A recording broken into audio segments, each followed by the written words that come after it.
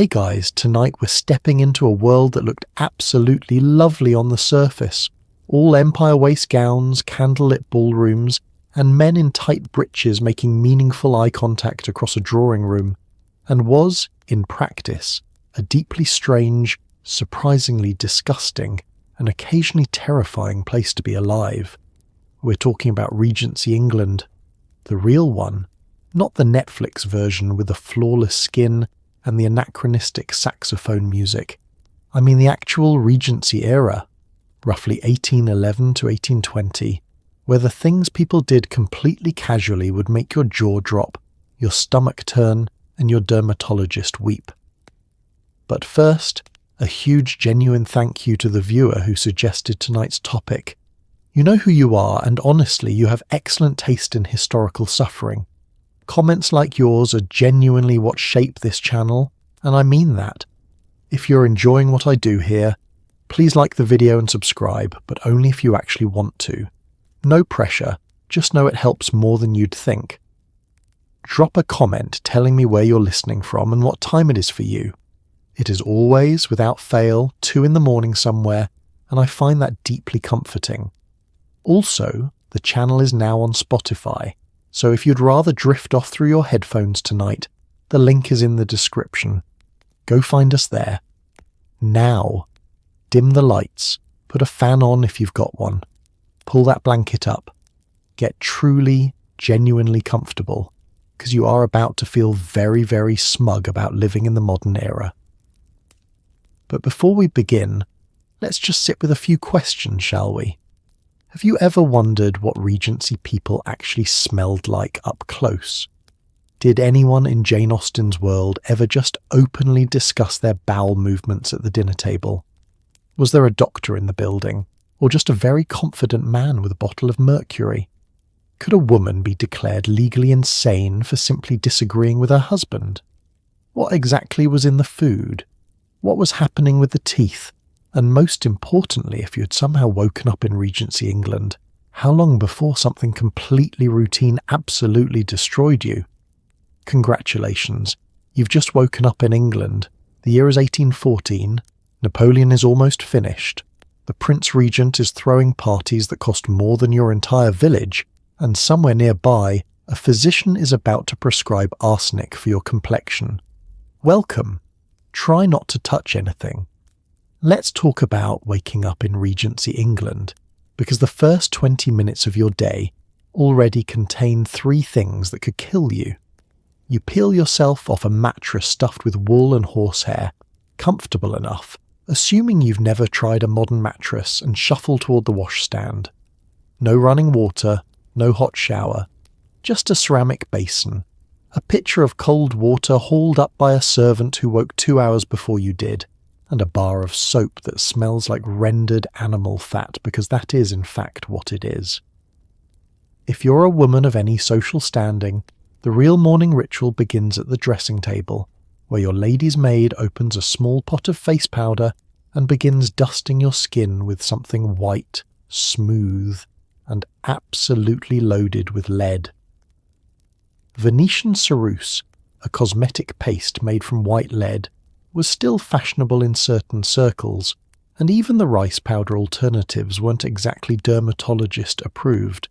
You're essentially priming yourself for the day with slow-acting poison, and the terrifying part is everyone around you is doing it too, nodding approvingly, saying you look very well indeed. The lead wasn't incidental, it was the point. White skin, pale, almost translucent, was the beauty ideal, signalling that you were a person of leisure who did not labour outdoors, who did not tan, who spent her time indoors being refined and expensive. The whiter, the better. The fact that the compounds used to achieve this pallor caused hair loss, skin discoloration, neurological damage, and in prolonged use, death, was known to some physicians and largely ignored by everyone else. Women who developed the grey, pitted complexion that came from years of lead exposure simply applied more powder to cover it, which is the beauty equivalent of responding to a house fire by adding more furniture.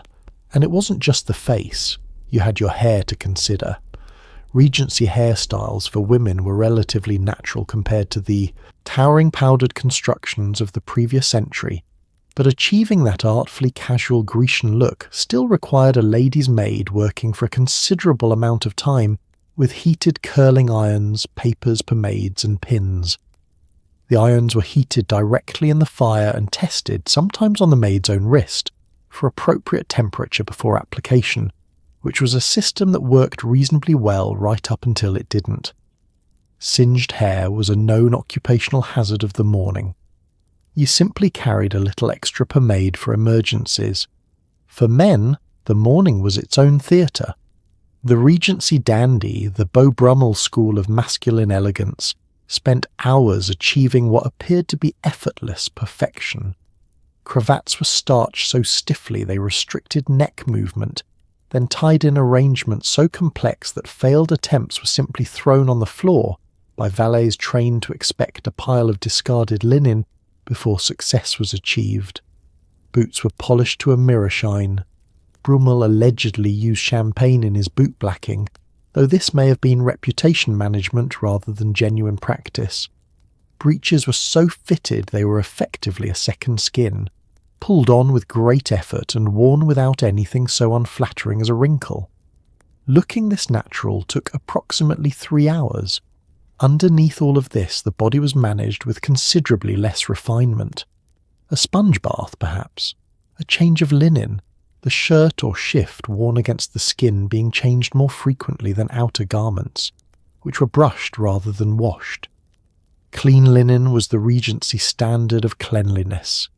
If your visible linen was white, you were clean, in the same way that if your floors look clean from a distance, you haven't looked at them closely enough. By the time you've been powdered, pinned, laced, and polished, it's nearly time for breakfast. You look beautiful. You smell like pomade and coal smoke and very faintly of animal fat soap. You're ready. You have lead on your face. Good morning, Regency England. It's time for breakfast. And the good news is that if you're upper middle class or above in Regency England, you will actually eat. The bad news is what you'll eat and what's living in it. The Regency breakfast was not the modest cup of tea and slice of toast you might imagine from period dramas. For the gentry, it was a spread: cold meats, potted fish, eggs, bread, butter, perhaps a kidney or two, all laid out on a sideboard and left to sit at room temperature in a home that, depending on the season, was either freezing or fly-filled. Refrigeration didn't exist. Food preservation relied almost entirely on salt, vinegar, smoke, and optimism. The butter you're spreading on your bread has been sitting in a ceramic crock since Tuesday. The potted shrimp smell a little assertive, but everyone's ignoring it because this is simply how shrimp smell apparently, and to suggest otherwise would be rude. The sideboard system was elegant in theory. You walked in, surveyed the offerings, chose what appealed, and helped yourself or waited for a footman to assist. In practice, the food had been prepared anywhere from 30 minutes to several hours earlier, carried from a kitchen that was often in a basement or separate wing of the house, specifically so cooking smells wouldn't intrude on the family's living spaces, and placed in covered dishes that retained some warmth for a while and then simply gave up. The eggs were cooked correctly when they left the kitchen. By the time they reached the table, they were either cold or they'd been sitting over a warming stand and were now the texture of a small rubber disc. Either way, you ate them because this was breakfast and there was toast. The tea was important. Not just socially important, though it was emphatically that, and the correct handling of a teacup was an observable signal of breeding, but practically important because it was hot, it was safe to drink, and it was one of the more reliable elements of the meal. Coffee was available too, growing in fashionability among the upper classes. Chocolate, thick, rich, heavily sweetened, was a breakfast luxury for the very wealthy. If you were drinking chocolate at breakfast in Regency England, you were essentially announcing that money was not a concern you entertained. For the poor, none of this applies.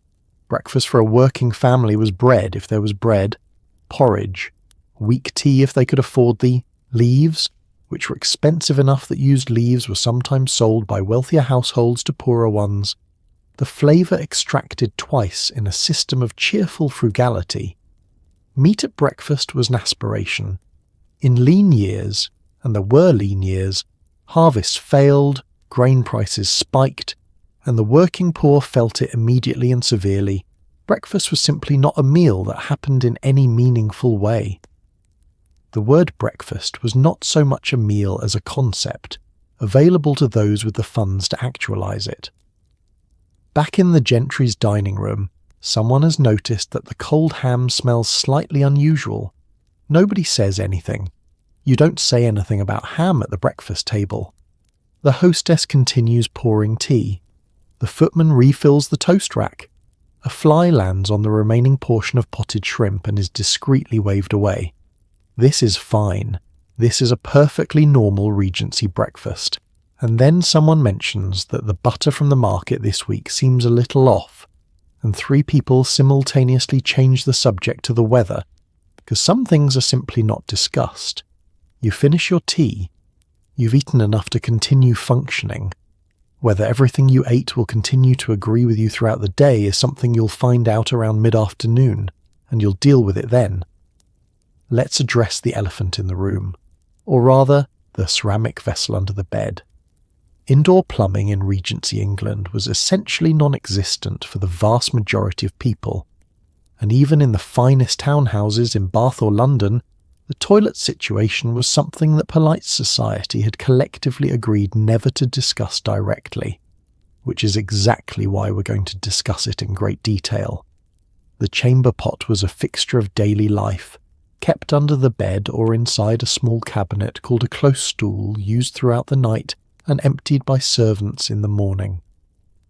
At formal dinners, it was not unusual for a pot to be kept in the sideboard of the dining room, so that gentlemen didn't have to interrupt their port and conversation for something as inconvenient as biology. The contents were then carried downstairs, through the kitchen area, and disposed of, often into a cesspit beneath or behind the house that was emptied periodically by men called night soil collectors, who arrived after dark, shovelled it out by hand and carted it away. The smell on those nights was something no candle could fix.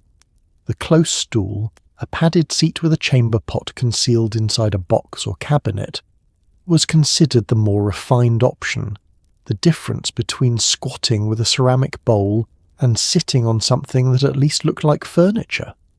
Great houses sometimes had dedicated dressing rooms or small closets where these were kept, affording a degree of privacy that was genuinely considered luxurious. At Chatsworth, at Blenheim, at the grandest country estates, there were privy arrangements that were considerably more sophisticated than the average. But even here, no running water, no flush, no mechanism for removal other than a servant's hands and a covered pail. Outside the house things were worse.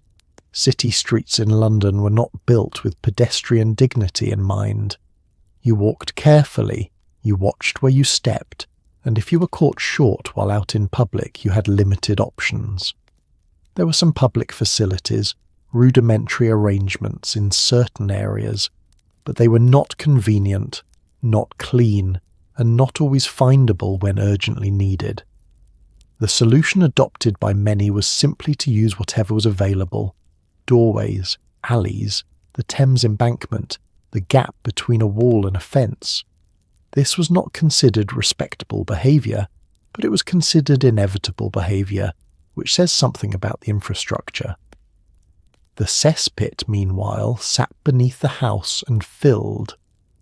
Night soil men came round quarterly, or when things became particularly pressing, which in summer, when decomposition accelerated and the smell rose through the floorboards, with a conviction that no amount of strewing herbs could address, could be more frequent. These men charged for their services. The collected material was then sold as agricultural fertiliser, which closed the loop in a way that Regency people preferred not to think about too carefully when they sat down to breakfast. There was in this period the very earliest flickering of a different possibility. A handful of experimental water closets had been installed in some wealthy homes. A mechanical flush toilet of sorts had been patented as far back as 1778, but they were novelties, expensive, often unreliable, and connected to drainage systems that in many cases simply moved the problem rather than solving it, emptying into the same cesspits or directly into the nearest river. The Thames, to put it delicately, was doing a great deal of work in this era. And so the chamber pot endured, emptied each morning by a housemaid who had drawn this particular short straw in the domestic lottery, carried downstairs in a covered pail, and dealt with in the time-honoured fashion. Nobody talked about it. Everybody used one. It was, like so many things in Regency England, a system that worked only if you agreed not to examine it too carefully, which everyone enthusiastically did. If you got sick in Regency England, your first instinct might be to see a physician. Your second instinct, once you understood what a physician would do to you, would be to take your chances with the illness. Regency medicine operated on the tail end of humoral theory, the ancient belief that the body was governed by 4 fluids: blood, phlegm, yellow bile and black bile, and the cure for most things was to aggressively remove one of them. Got a fever? Bloodletting, feeling sluggish, purging, anxious, melancholy, or simply inconveniently female. Mercury.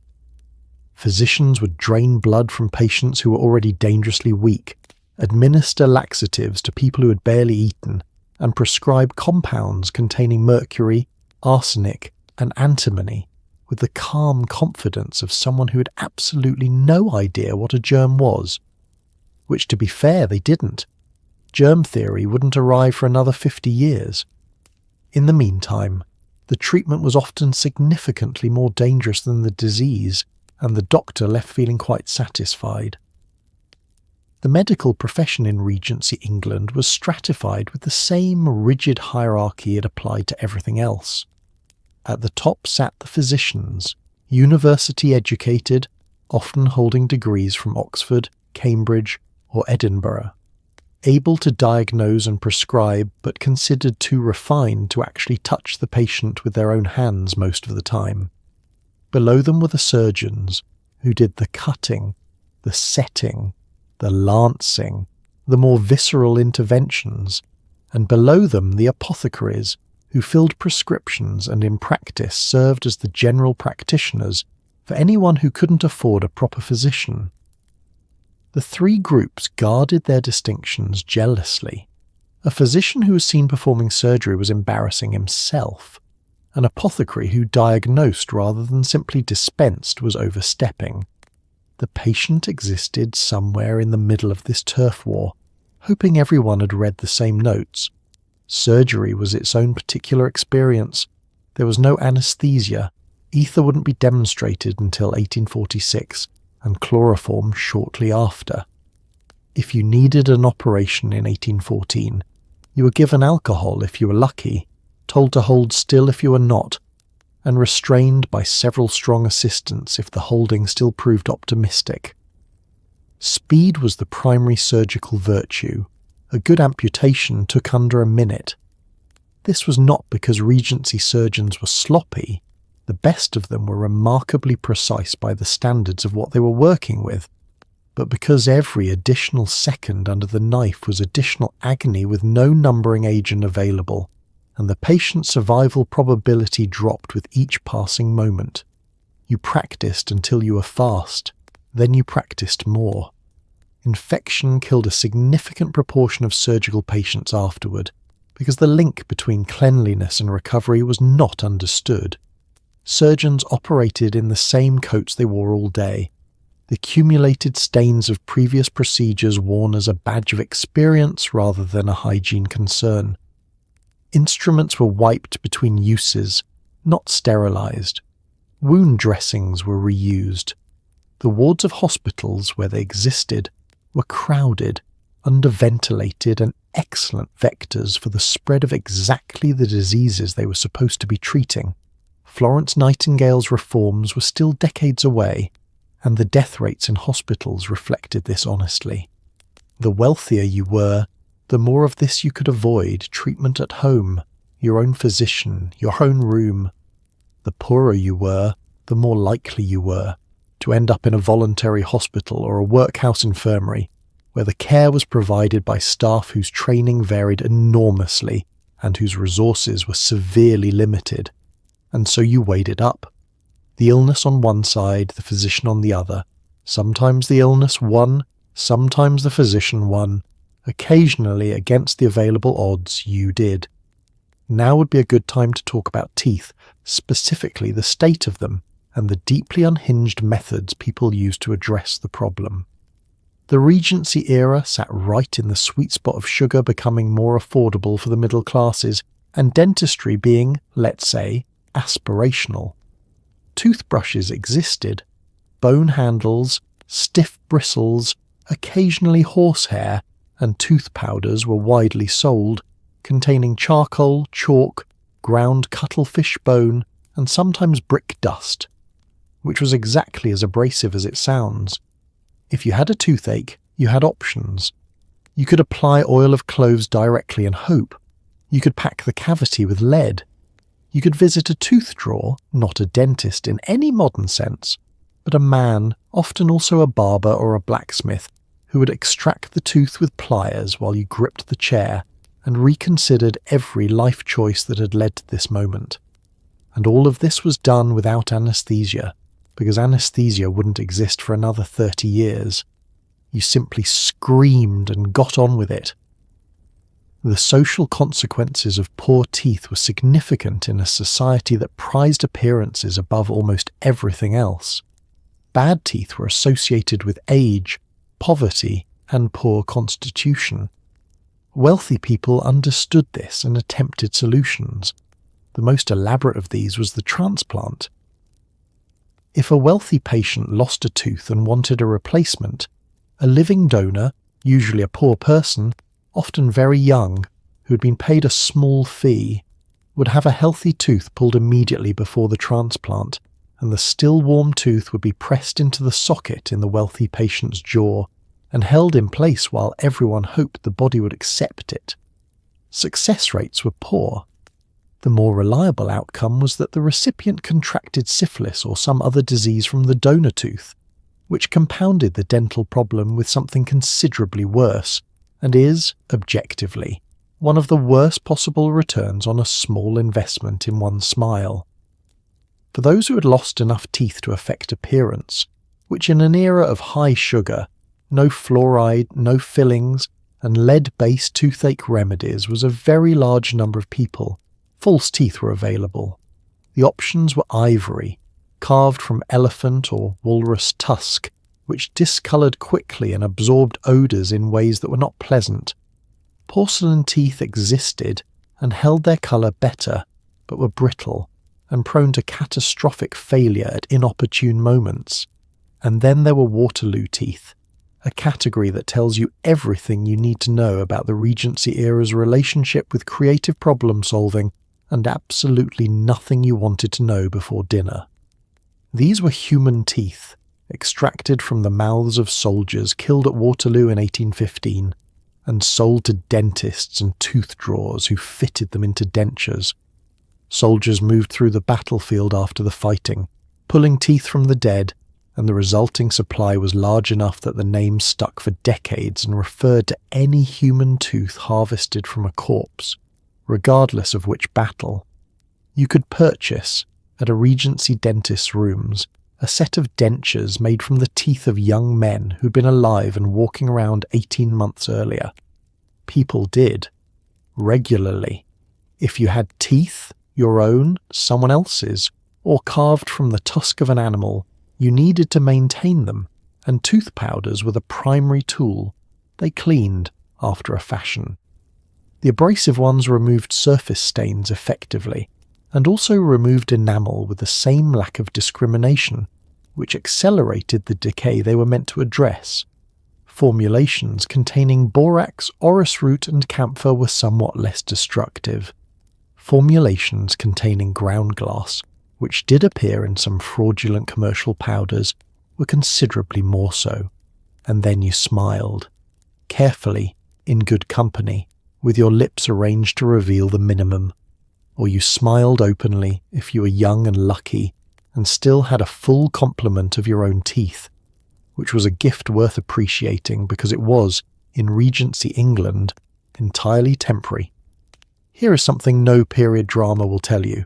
Regency England smelled, not in a minor occasional way, in a constant, layered, occasionally overwhelming way that touched every corner of life from the grandest assembly room to the humblest cottage. Let's start at the top. The streets of London and Bath were shared by horses, thousands of them, which meant the roads were perpetually carpeted in manure.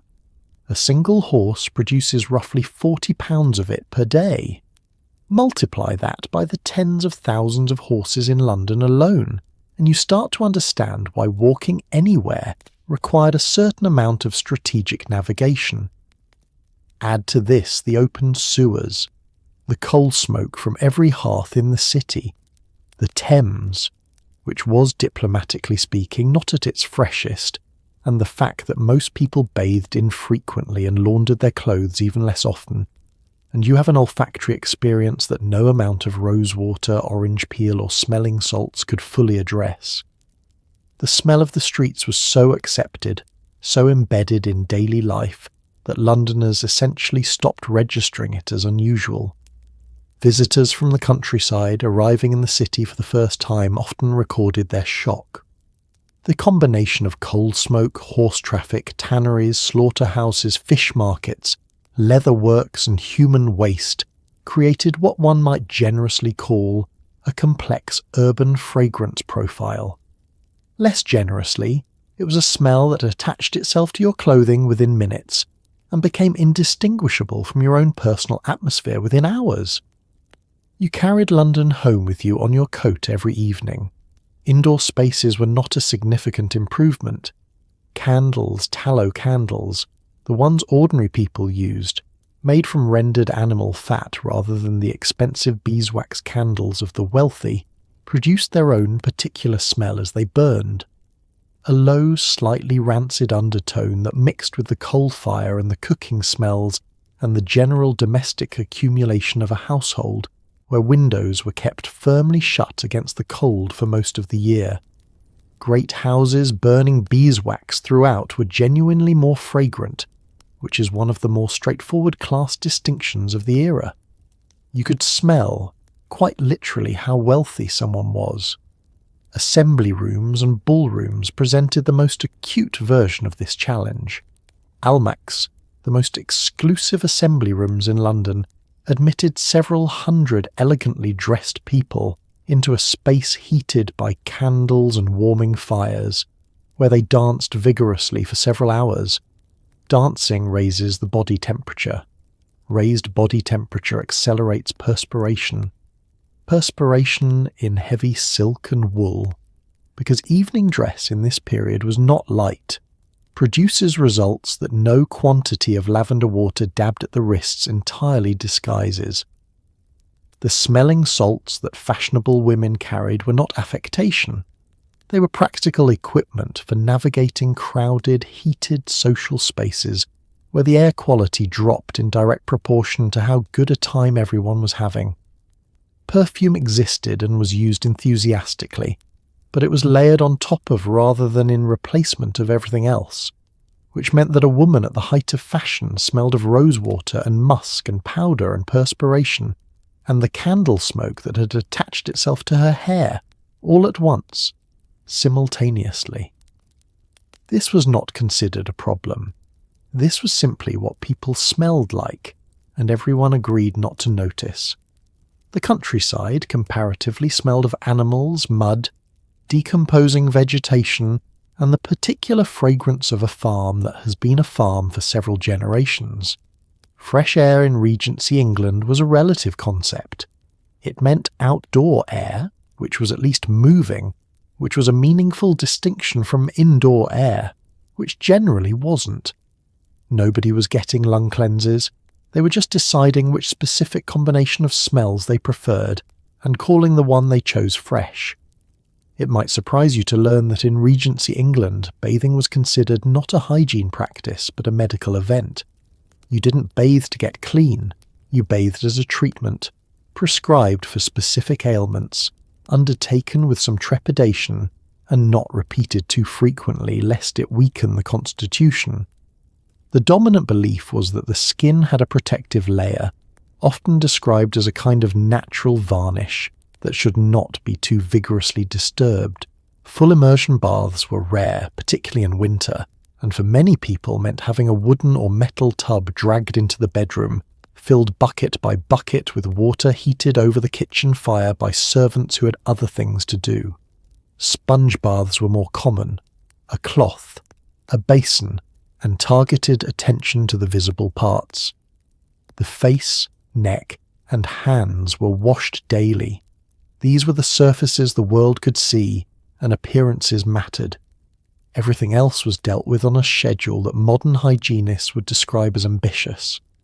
The logistics of a full bath in a Regency house were considerable enough to explain its infrequency without requiring any theory about protective skin varnish.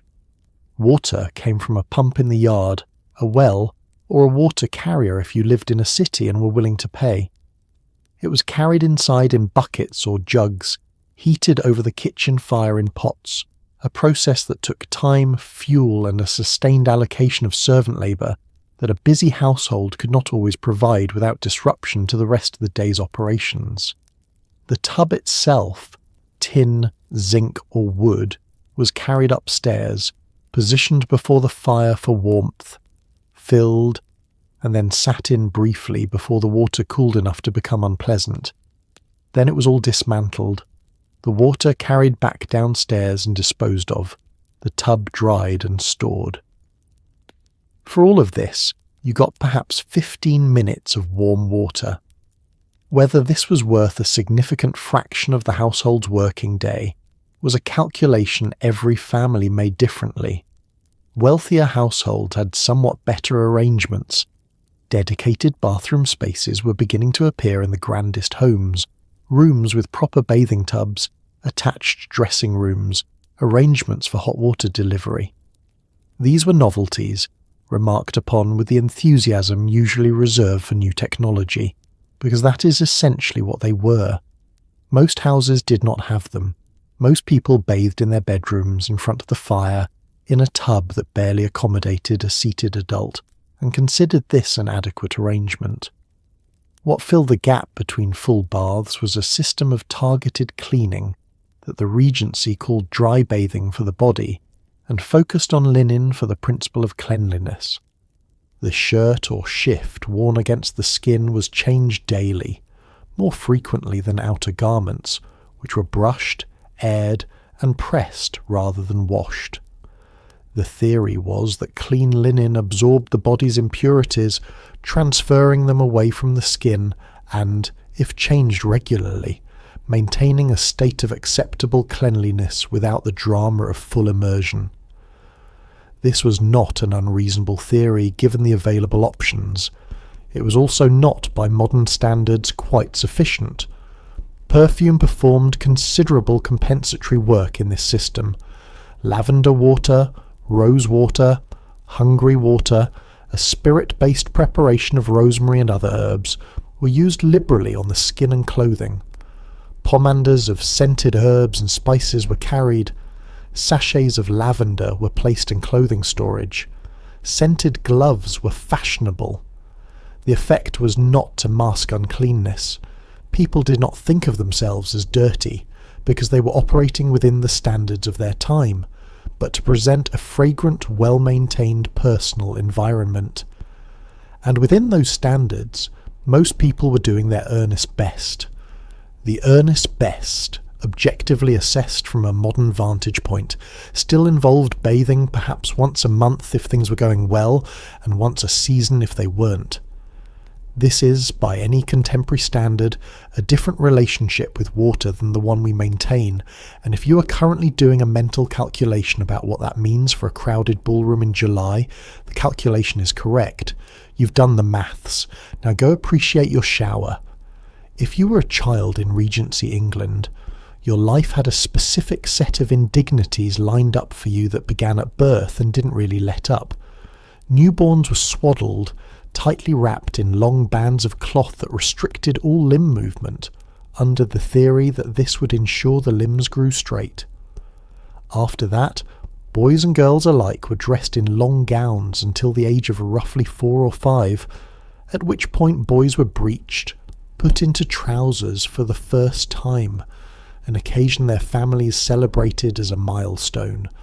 Girls were put into increasingly restrictive clothing as they aged, including stays, a junior version of a corset from the time they were quite small, because a straight posture was considered morally as well as physically important. Add to this the fact that children of the working class were put to work as soon as they were physically capable of it, and children of the gentry were handed off to wet nurses, then nursemaids, then governesses, spending relatively little time with their actual parents, and childhood in Regency England looks less like an idyll and more like a sequence of managed inconveniences.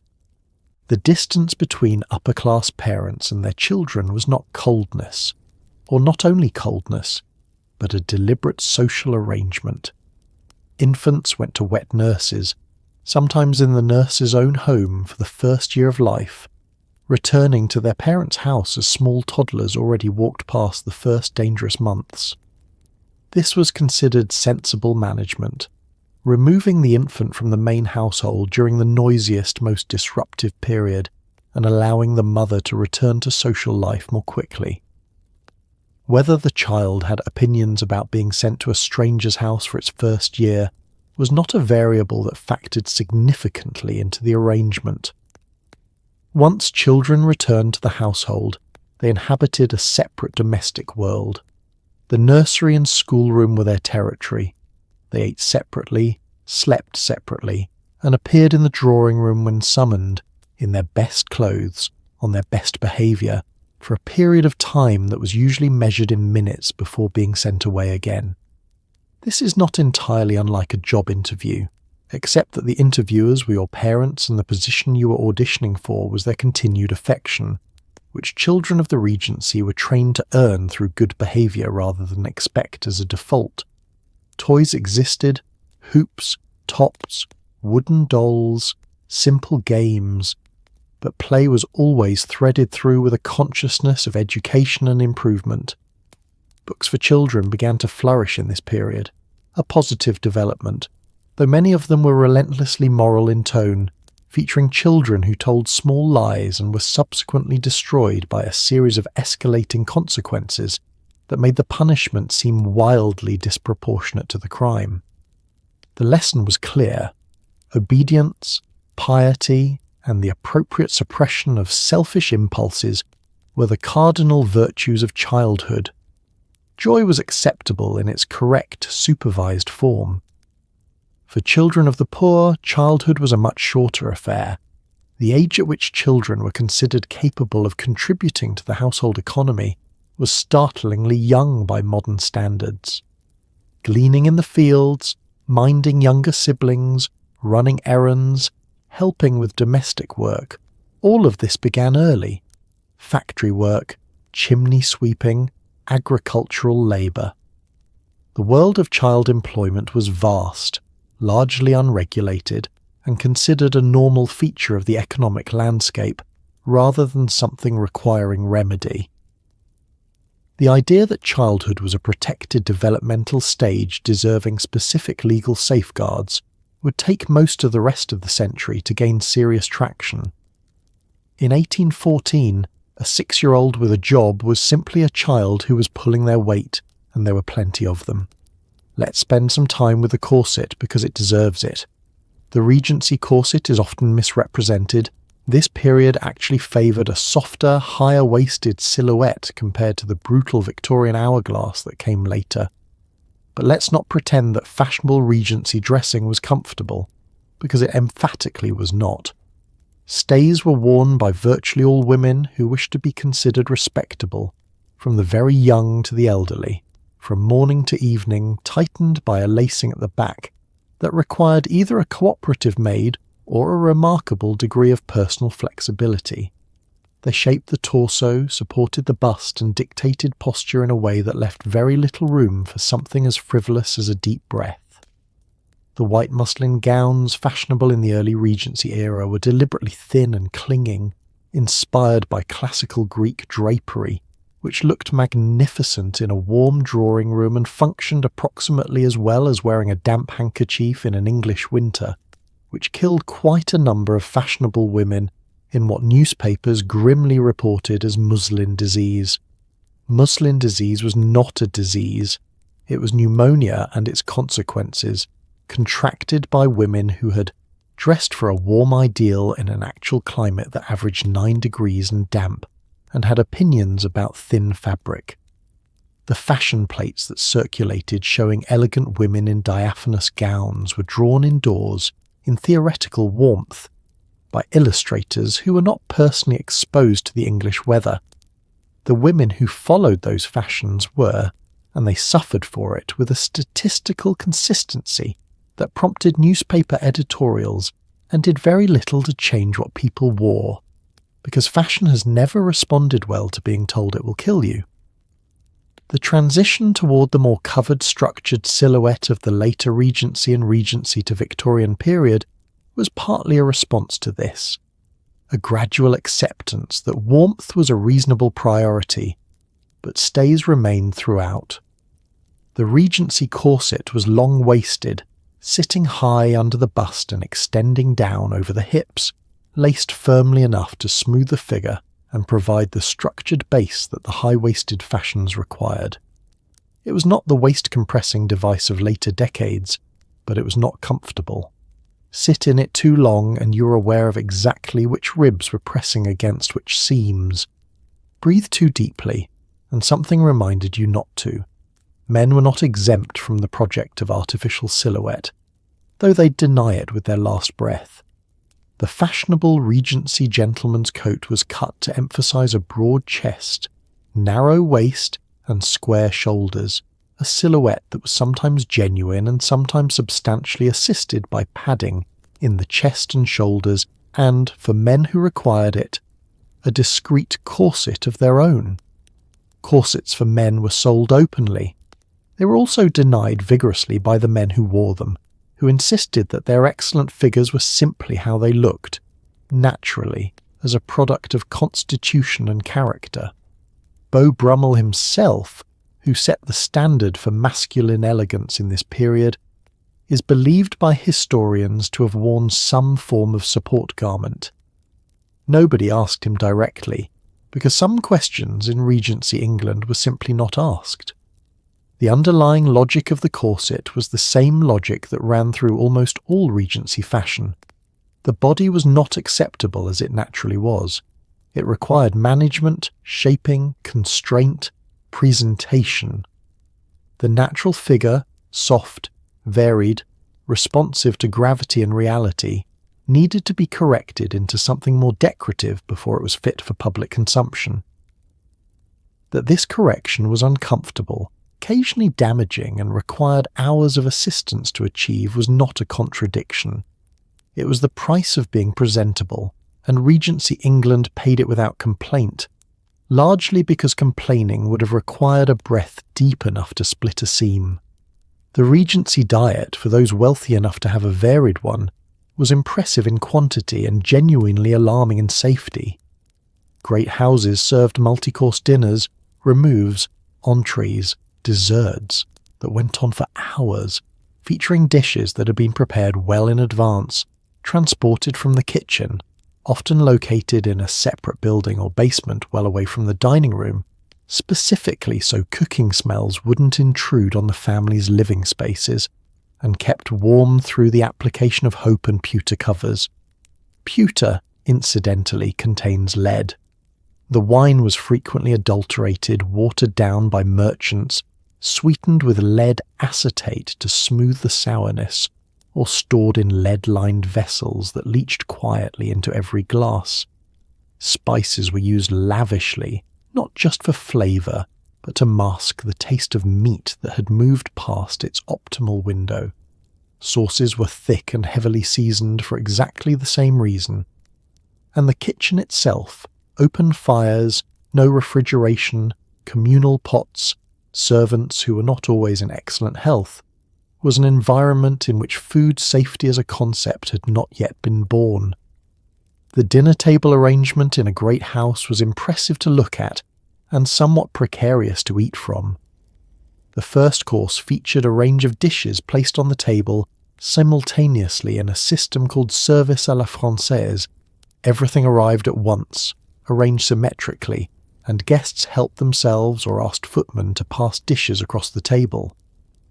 This meant that the fish at the far end had been sitting for roughly the same amount of time as the soup nearest you, that the sauce in the boat had been cooling since it left the kitchen, and that the elaborate cold jellies and creams at the dessert end had been assembled earlier in the day and had been waiting patiently in whatever passed for a cool room in a pre-refrigeration house. The visual effect was magnificent. The food safety mathematics were not for the anxious. Meat was the centerpiece and the most significant risk.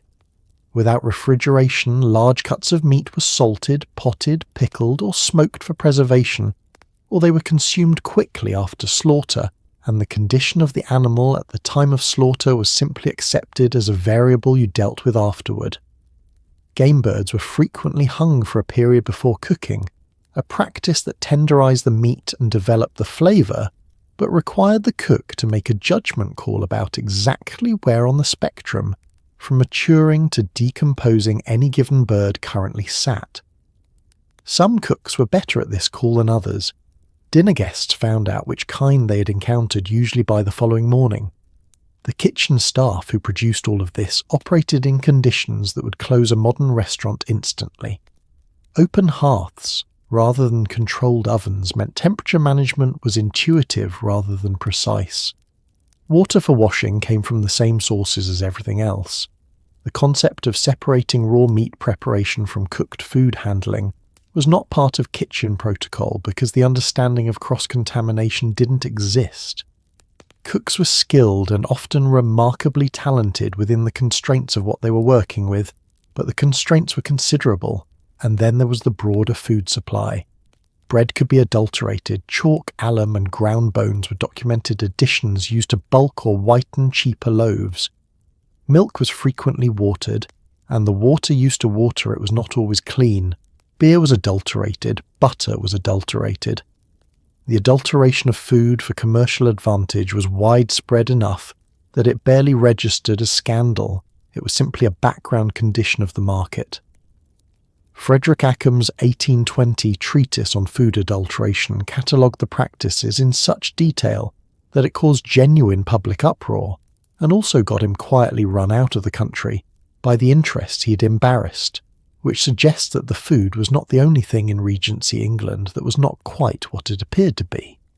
To understand the Regency era, you have to understand the man it was named after, the Prince Regent, the future George IV, who stepped in to govern because his father, King George III, had lost his mind. Not metaphorically. George III suffered from a condition that produced episodes of acute psychosis. He spoke without stopping for hours, addressed people who weren't there, foamed at the mouth during the worst episodes, and wrote letters to trees. His doctors responded with the standard treatments of the age: restraint in a specially designed chair, dousing in cold water, blistering of the skin to draw out the illness, and a straitjacket when he became violent. The nation was informed he was unwell, and treated updates about his condition with the same polite, horrified fascination one might give a carriage accident happening in slow motion. The fact that the most powerful country in the world was functionally being run by a dissolute, debt-ridden prince, while his father was tied to a chair somewhere in Windsor Castle, was something everyone knew, and no one fully acknowledged. George III's illness, now believed by many historians to have been porphyria, a metabolic disorder with neurological symptoms, though the diagnosis remains debated, had first appeared decades before the Regency period, causing episodes that terrified his court and his family. and were managed with the same combination of secrecy and aggressive medical intervention that characterized everything else in this era.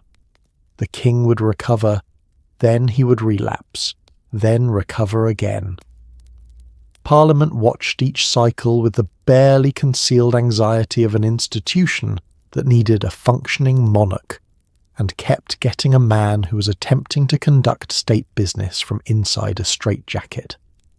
The doctors assigned to his care were not reassuring. The most prominent among them was a physician named Francis Willis, who had made his reputation treating the mentally ill at a private establishment in Lincolnshire, and who brought to the royal bedchamber the same methods he used there: restraint, cold baths, the blister plaster applied to the skin to draw out the corruption that was assumed to be causing the symptoms. When the king spoke irrationally, Willis stared him down until he stopped.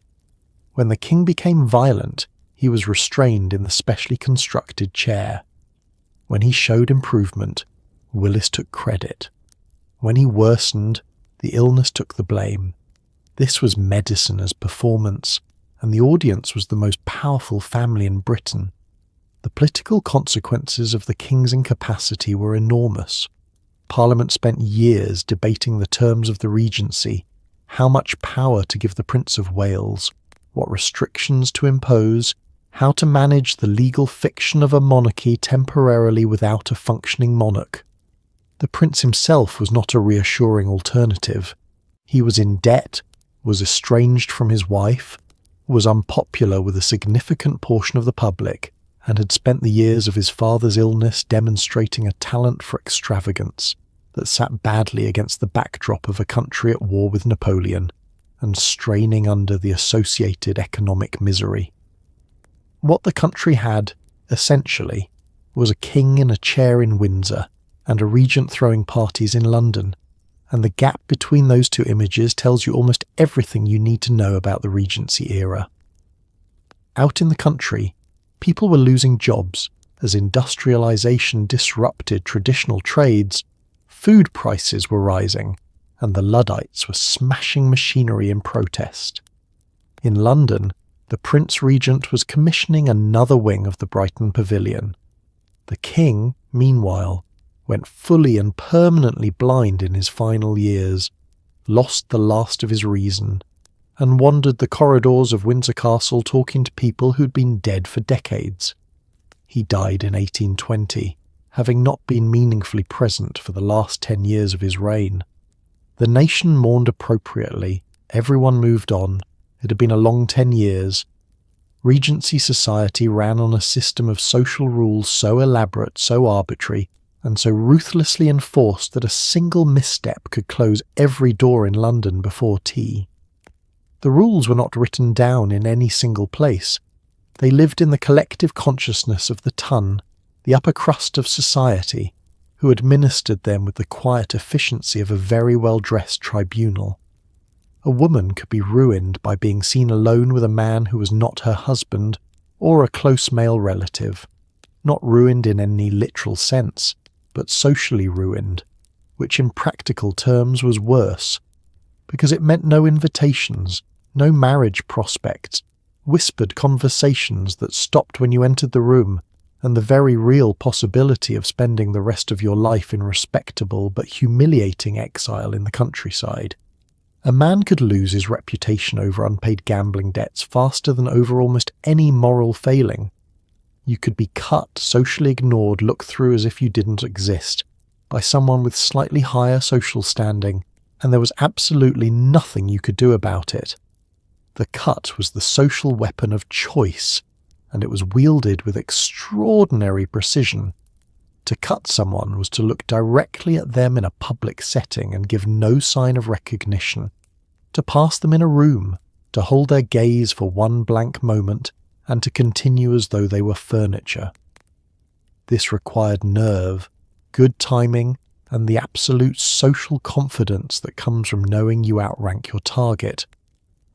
A cut delivered by someone of inferior standing was just rudeness.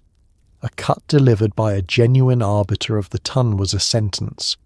It told every witness present that this person was no longer worth acknowledging, and in a society where your social standing was entirely dependent on who acknowledged you, the effect cascaded quickly. Elmac's assembly rooms in London were the most formalised expression of this system. 7 patronesses, aristocratic women of unassailable social standing, controlled access to the Wednesday evening subscription balls, and their decisions were absolute. To receive a voucher for Almack's was social validation of the highest order. To be refused one was a public declaration that you were not quite acceptable. The criteria were never fully stated, which was part of the point. The patronesses knew what they were looking for and knew what they weren't, and the uncertainty of the standard kept everyone perpetually anxious and on their best behaviour. A young man could be denied entry for arriving after 11 o'clock. The doors closed at that hour regardless of rank, and the Duke of Wellington himself was famously turned away for appearing in trousers rather than the required knee breeches. The Duke accepted this without visible distress, which was itself a display of impeccable social fluency. Introductions were the mechanism by which social interaction was officially permitted to occur. You did not speak to someone you had not been formally introduced to, regardless of how many times you'd been in the same room. You did not introduce yourself. Introductions were performed by a mutual acquaintance, and the social mathematics of who could appropriately introduce whom was its own complex calculation. Calling cards were left at houses to signal intent to visit. Morning calls conducted in the afternoon, because the terminology was designed to confuse, lasted between 15 and 30 minutes and no longer. The conversation remained light, and the underlying evaluation of everything from your dress to your conversational fluency to the quality of your upholstery was conducted simultaneously and invisibly. All of this sounds exhausting. It was exhausting. People describe the season with a combination of longing and shell shock that suggests the experience of performing social perfection for 4 months at high intensity left marks that the subsequent 8 months in the countryside were barely sufficient to heal. But you went back the following year, because the alternative, social invisibility, rural obscurity, the slow diminishment of simply not being there, was somehow worse. The rules were absurd, the rules were absolute, and everyone agreed to both of these things simultaneously and kept dancing. In Regency England, gambling was not a vice. Or rather, it was a vice, but it was the correct kind of vice. The kind that happened in clubs and drawing rooms and was therefore entirely acceptable as long as you lost with good manners. White's and Brooks's, the great gentlemen's clubs of St James's Street, had betting books in which members wagered on absolutely everything. Horse races, elections, the sex of an unborn royal child, whether a particular nobleman would recover from his illness, how many minutes it would take for a flight across the room. Fortunes were lost in a single evening at cards. Estates that had been in families for generations changed hands over a game of whist. Young men arrived in London from the country, entered a club, and left having signed away their entire inheritance in I O Us, that their horrified fathers would spend the next decade paying off. The astonishing thing is not that this happened. It's that it was considered entirely normal, even fashionable, and that a man who refused to gamble at all was regarded with faint suspicion, as if there might be something slightly wrong with him. The games themselves range from the slow burn of whist, a card game requiring skill, partnership, and sustained concentration across an evening, to the pure velocity of hazard, a dice game in which fortunes could change in the time it took to exhale.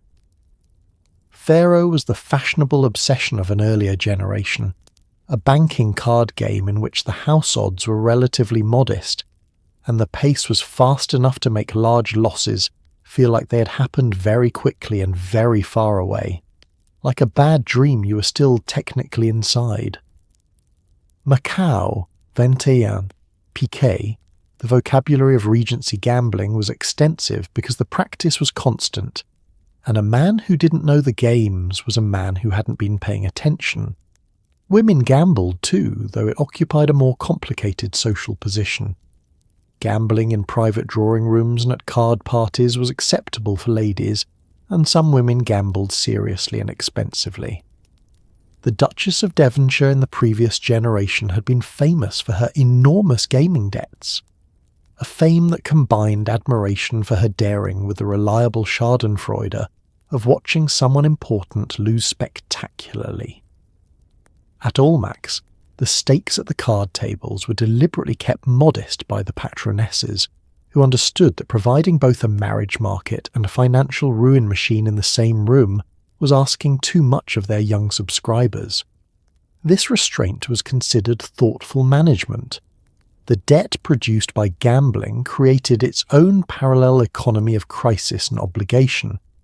A gambling debt was a debt of honour, theoretically payable, before any other obligation, including commercial debts, because to owe a tradesman was unfortunate, but to owe a fellow gentleman was a matter of character.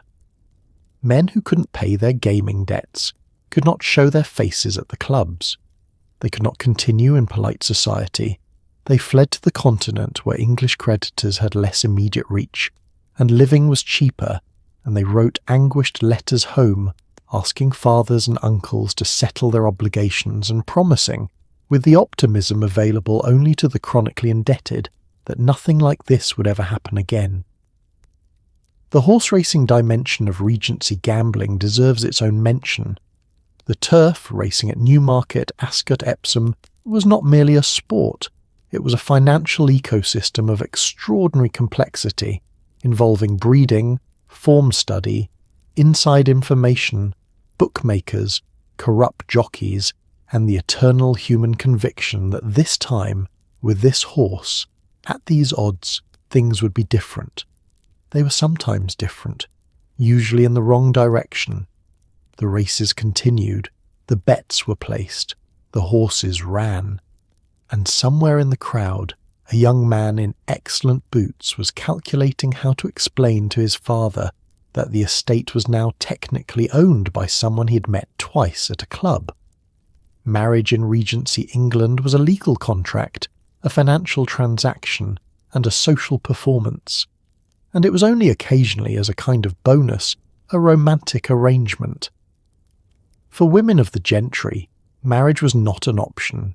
It was the entire plan.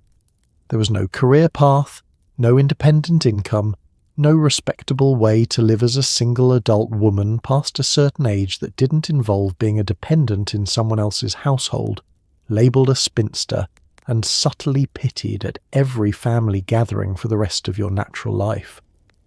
A woman brought a dowry, money or property settled on the marriage, and in exchange received a husband who, from the moment of marriage, legally owned everything she brought with her. Her property, her income, her future inheritance, all of it became his.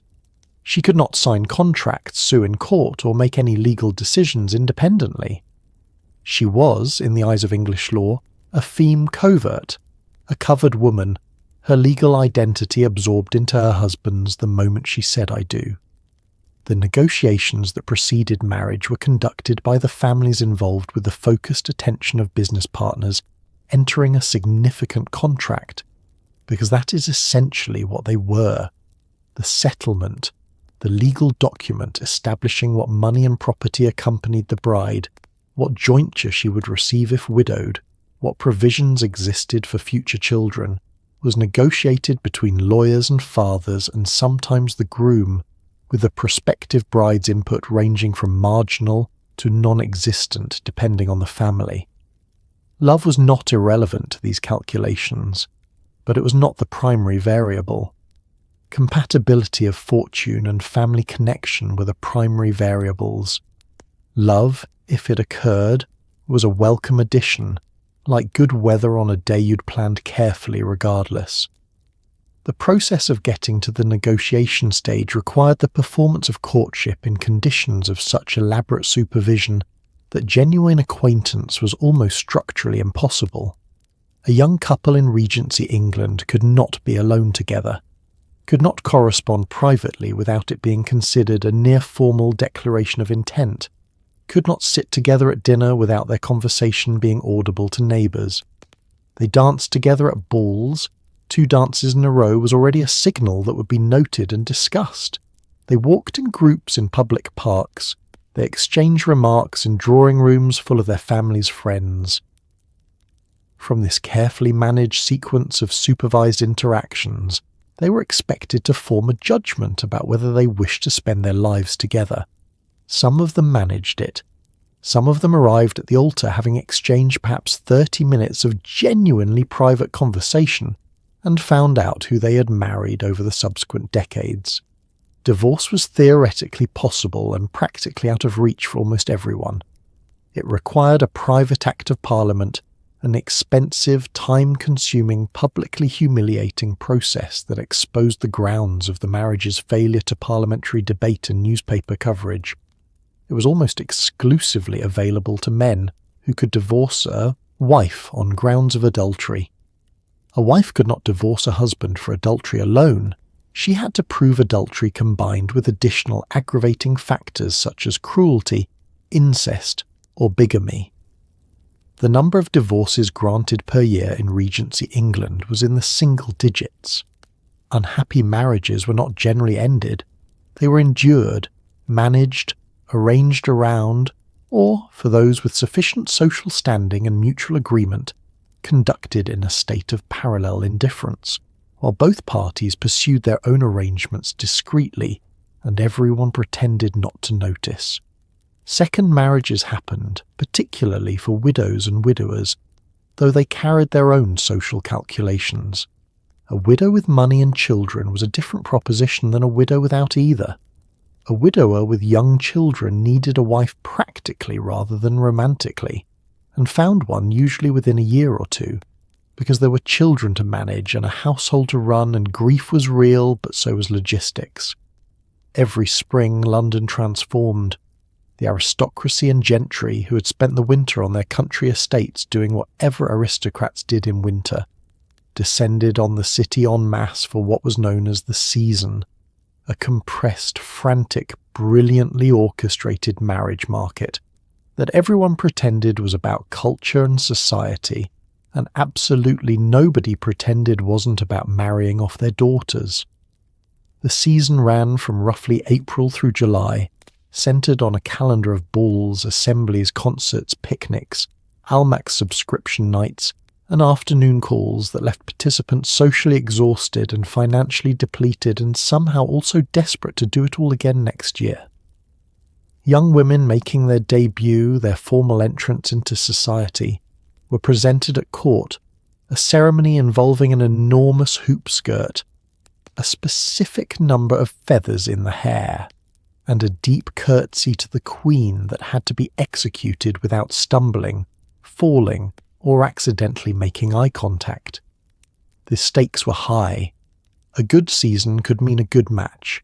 A bad season, no proposals, a social misstep, a reputation dented by rumour, could follow a woman for years. The presentation at court was its own particular ordeal. The gown required for the occasion was not the fashionable high-waisted muslin of everyday Regency wear. It was the hoop skirt, a surviving relic of 18th century court dress that persisted as a formal requirement long after it had vanished from ordinary fashion, because the monarchy had opinions about tradition that fashion was not permitted to override.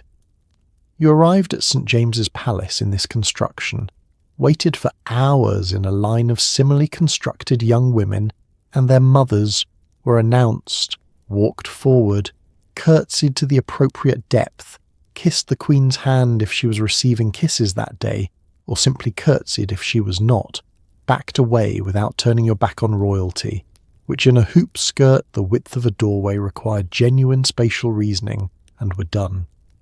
The whole interaction lasted perhaps 90 seconds. The preparation had taken months.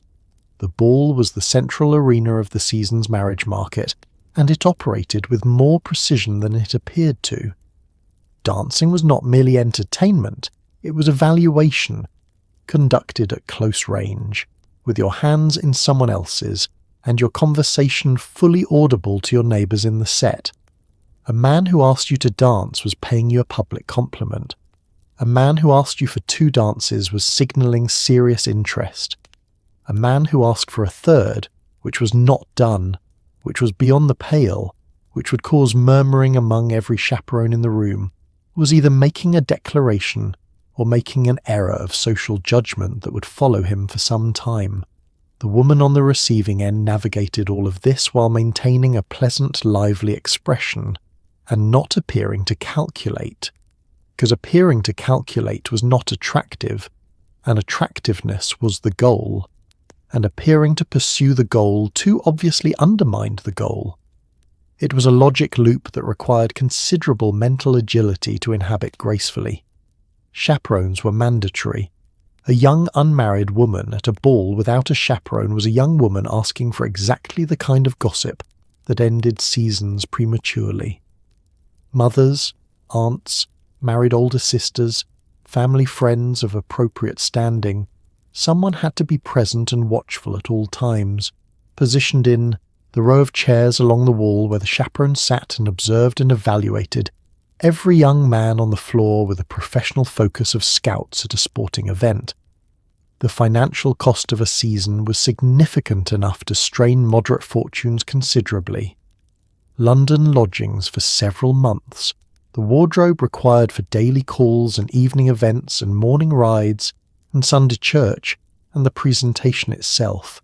Muslin gowns wore out quickly, and the fashion moved fast enough that last season's dress was already faintly outdated. The tickets, the subscriptions, the evening entertainments.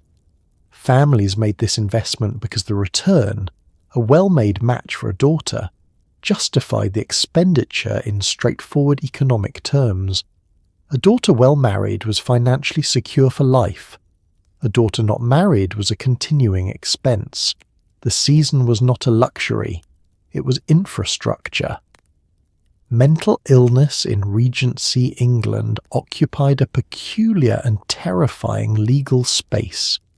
If someone decided you were mad, and someone could mean a husband, a father, a business rival, or 2 physicians willing to sign a document, you could be committed to a private madhouse without a trial, without appeal, and without any fixed term of confinement. Private madhouses were businesses. They charged fees, they took patients, and they had absolutely no incentive to declare anyone recovered, because a recovered patient was a paying patient who left. Conditions varied enormously.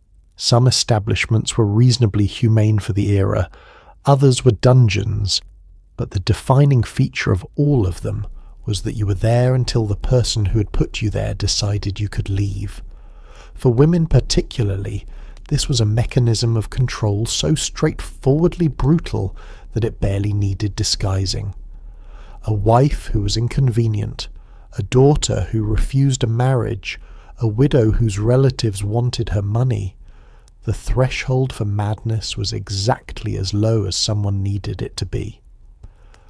The definitions of madness in Regency England were broad enough to be almost meaningless as a clinical standard and precise enough to be enormously useful as a social tool. Excessive grief was a symptom. Uncontrolled anger was a symptom. Refusing to eat or eating too much. Expressing religious visions. Masturbation, which was believed to cause insanity, was also considered a symptom of it, a convenient circularity that kept the concept well stocked with patients. For women, the category of nervous disorders provided a holding pen for almost any behaviour that disrupted the smooth running of domestic life. A woman who objected too loudly to her husband's conduct could be described as having a nervous condition. A woman who said things that were embarrassing or inconvenient could be described as deranged. 2 physicians who were not required to examine the patient extensively or to agree on a specific diagnosis could sign the document that opened the madhouse door. Bethlem Royal Hospital, popularly known as Bedlam, was the most famous public institution for the insane, and it carried a reputation that had been actively cultivated for decades as a place of spectacle.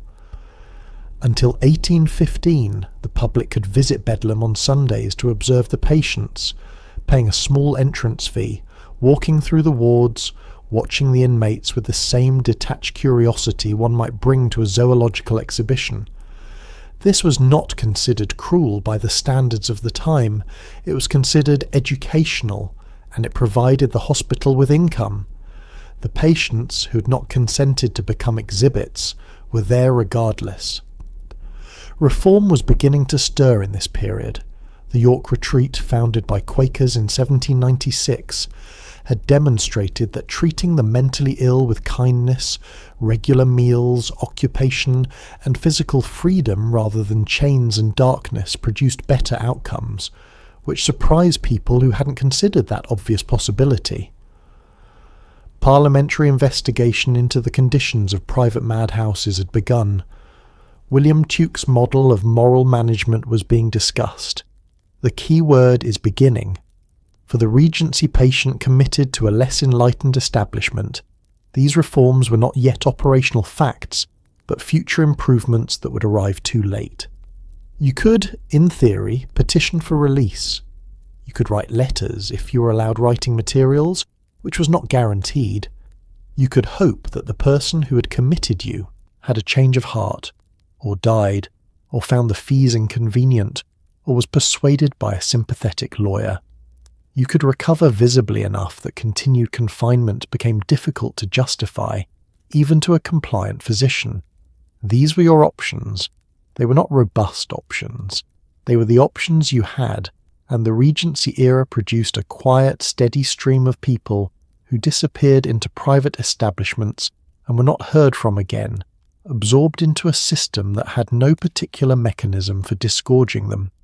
In Regency England, if a gentleman felt that another gentleman had insulted his honour, there was an established, ritualised process for resolving it that involved pistols at dawn and a very real chance someone went home in a box. Duelling was illegal. It was also completely commonplace among the upper classes. The process had rules. Of course it had rules. Everything in Regency England had rules, beginning with the offended party sending a formal challenge via a second, a friend who would manage the logistics, negotiate terms, and generally try to find a face-saving resolution that avoided actual shooting. If no resolution could be reached, the duel proceeded. Pistols at a measured distance, a signal, and the expectation that the participants would behave with composure even as they attempted to put a ball through each other. Sometimes the combatants deliberately missed, firing into the air or at the ground, which was considered a socially acceptable resolution, once honour had been theoretically satisfied. And sometimes they didn't miss. People died, over perceived slights at dinner parties, over a badly phrased letter, over a woman someone claimed to have insulted, and the survivor, provided the deceased had been the challenger, often faced no legal consequences of any significance. The role of the second was theoretically to prevent the duel from happening. Seconds were supposed to negotiate, to find the form of words that would allow both parties to consider their honour satisfied without anyone discharging a firearm. In practice, seconds were often young men as hot-headed as their principals, selected precisely because they were loyal friends rather than cool-headed diplomats, and their negotiations sometimes consisted largely of confirming that both parties were still equally offended and establishing the logistics of where and when. The meetings took place at dawn, early enough to avoid witnesses, in parks or open fields on the edges of cities, with a surgeon in attendance who was there specifically because people got shot and someone needed to deal with the immediate consequences. The pistols used were not the inaccurate flintlocks of popular imagination, or rather, they were flintlocks. But the duelling pistols commissioned specifically for this purpose were made to a high standard, carefully matched in weight and balance, with triggers set to a light pull that minimised the physical effort between intent and consequence. They were beautiful objects, kept in fitted mahogany cases with accessories for cleaning and maintenance, and they were made specifically for putting balls into human beings at close range. The care lavished on their manufacture tells you something about how seriously the institution was taken. The offences that provoked duels covered a range that moves, to the modern eye, from the serious to the bewildering. Accusations of cheating at cards were at the serious end. This was an allegation of fundamental dishonesty and could not be tolerated. Remarks about a man's family, his wife, his lineage, political disagreements that escalated, a look held too long over a woman at a ball, a comment made at dinner and reported back with embellishments. The Prime Minister, Spencer Perceval, had been involved in a duel earlier in his career. The Duke of Wellington fought one while he was Prime Minister in 1829, against someone who had questioned his political positions, because being simultaneously head of government and willing to stand in a field at dawn and be shot at was apparently not considered contradictory. It was considered, in fact, rather admirable. It demonstrated that a man's honour was not a ceremonial concept, but a living commitment he was prepared to defend with his body, which is a very Regency way of thinking about what honour is and how it should be maintained. The illegality of duelling was real, but functionally theoretical. Prosecutions were rare. Juries were reluctant to convict.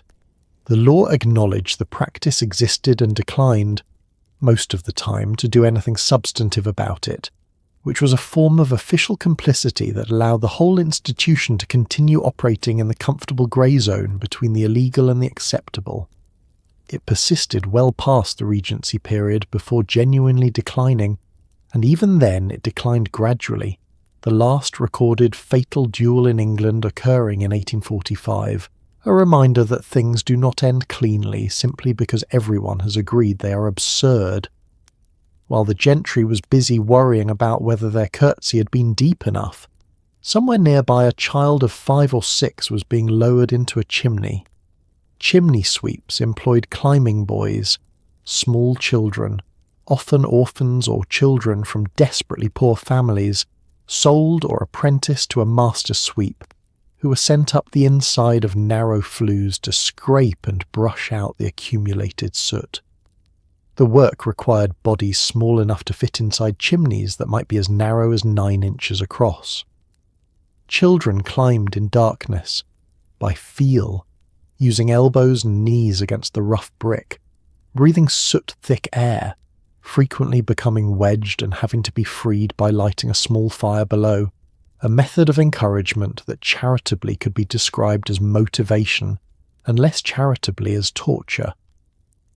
The health consequences were catastrophic: eye problems, respiratory disease, and a particular form of scrotal cancer, the first occupational cancer ever identified medically, described in 1775 by Surgeon Percival Pott, who noted its appearance specifically in chimney sweeps and still saw the practice continue for decades. The master sweep who employed climbing boys operated in a legal and commercial grey zone that the Regency era found perfectly comfortable. Boys were apprenticed, formally with paperwork, with the nominal oversight of parish authorities in the case of pauper apprentices, to sweeps who were responsible for their housing, feeding and training. What this meant in practice varied entirely with the character of the master. A decent master might treat his boys reasonably well within the considerable constraints of the work. An indecent one had almost total authority over children who had no family to advocate for them, and no recourse to any authority likely to interfere. The boys slept in the soot they had collected during the day, wore the same clothes for weeks, ate whatever was provided, and went back up the chimneys the next morning. The mechanical alternative was available. Brushes on extendable poles that could clean a chimney from below without sending a child into it had been developed and demonstrated. Master sweeps rejected them. They argued that the brushes didn't clean as thoroughly, that complex flue geometries required a human climber, and that the alternative would destroy their trade. The real objection was economic. children cost less than mechanical equipment, could be obtained through the apprenticeship system at essentially no purchase cost, and were small enough to access spaces that rods could not reach. The argument that this was not a sufficient justification for sending children into chimneys was made repeatedly by reformers, and repeatedly failed to achieve legislation with real force behind it. Jonas Hanway, the philanthropist, had campaigned against the practice in the 1770s. The Climbing Boys Act of 1810 during the Regency period itself nominally prohibited the apprenticing of boys younger than 8 and required that they give consent, which is a law so easy to circumvent it barely deserves the name. 8-year-olds in the power of a master sweep and with no alternatives available give consent in roughly the same way that anyone gives consent when the alternative is homelessness and starvation. The act was not meaningfully enforced. Boys continued going up chimneys.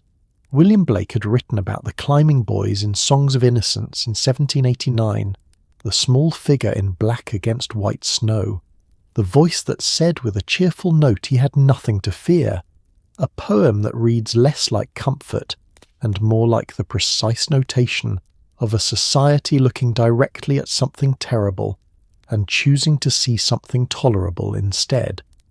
Charles Lamb wrote about them. Parliamentary committees heard evidence, clergymen preached, and in the same city where those sermons were delivered, on the same mornings, children climbed into chimneys and scraped and coughed their way through the dark, and came down black, and did it again tomorrow, because the fireplaces of Regency England needed cleaning, and nobody sufficiently powerful had yet decided that the cost of that cleanliness was unacceptable. In the absence of social media, Regency England had the next best thing: newspapers, scandal sheets, and print caricatures that circulated gossip, rumour, and gleefully savage commentary about public figures with an enthusiasm that would feel very familiar today.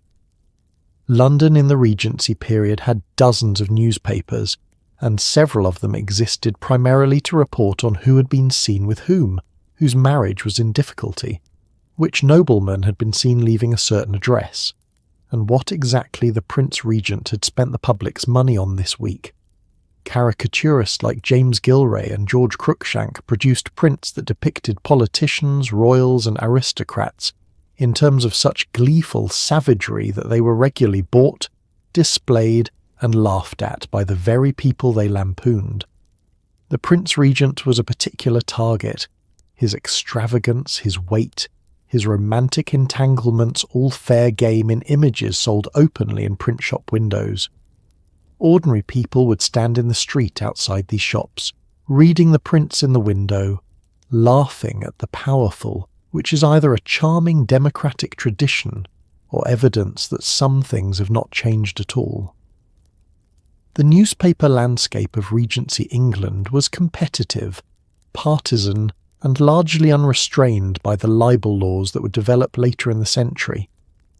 Papers aligned themselves with political factions, Whig papers, Tory papers, radical sheets, and wrote about their opponents with a candour that made modern political commentary look restrained. Personal attacks, accusations of corruption, imputations of cowardice, suggestions of sexual misconduct, all of this appeared in print, circulated throughout London by a distribution network of coffee houses, reading rooms, and private subscription. A coffee house typically received multiple papers and allowed customers to read them for the price of a cup of coffee, meaning that the daily news was accessible to a much broader social range than the cover price alone might suggest. The society gossip columns operated on information fed by servants, by social observers, by people with grievances, and by people who simply enjoyed the destruction of others' reputations from a comfortable distance. A mention in the wrong column at the wrong time could do the work of 100 whispered conversations, spreading the information to thousands of readers and fixing it in print in a way that word of mouth, however efficient, could not fully replicate. The column's power lay in its permanence. A rumour spoken could be denied, could fade, could be talked over. A rumour printed was a rumour with evidence, or at least with the authority that print conferred on anything it chose to discuss. The caricature prints deserve particular attention because they operated on a different register from the written press, visual, immediate, cruel, in a way that bypassed the social restraints that governed spoken and written communication. Gilray's prints of the Prince Regent, showing him as grotesquely fat, surrounded by empty wine bottles, negligent of his duties, ridiculous in his pretensions, were sold for £1 or £2 and displayed in the windows of print shops on Fleet Street and the Strand where anyone passing could see them. This was satire as public entertainment, available at street level, requiring no literacy, accessible to anyone with eyes and 30 seconds of walking time. The targets of this satire had essentially no recourse. They could not sue effectively, could not suppress the presses, could only absorb the laughter and maintain, if they could, the performance of dignity. For private individuals, the threat was different, but equally real. The Morning Post society columns and their equivalents tracked the movements of the ton with the attentiveness of a surveillance system, noting arrivals at Bath, departures for the continent, appearances at balls, absences from expected events. An absence could mean anything: illness, bereavement, social disgrace, financial crisis, and the column's reticence about specifying, which was sometimes worse than specification, because the reader's imagination filled the gap with whatever was most interesting. You appeared in print when you didn't want to be noticed. You weren't mentioned when you desperately wanted acknowledgement. The press was indifferent to both preferences, which is again entirely recognisable. If the physician had been bad enough, the patent medicine industry was its own special catastrophe.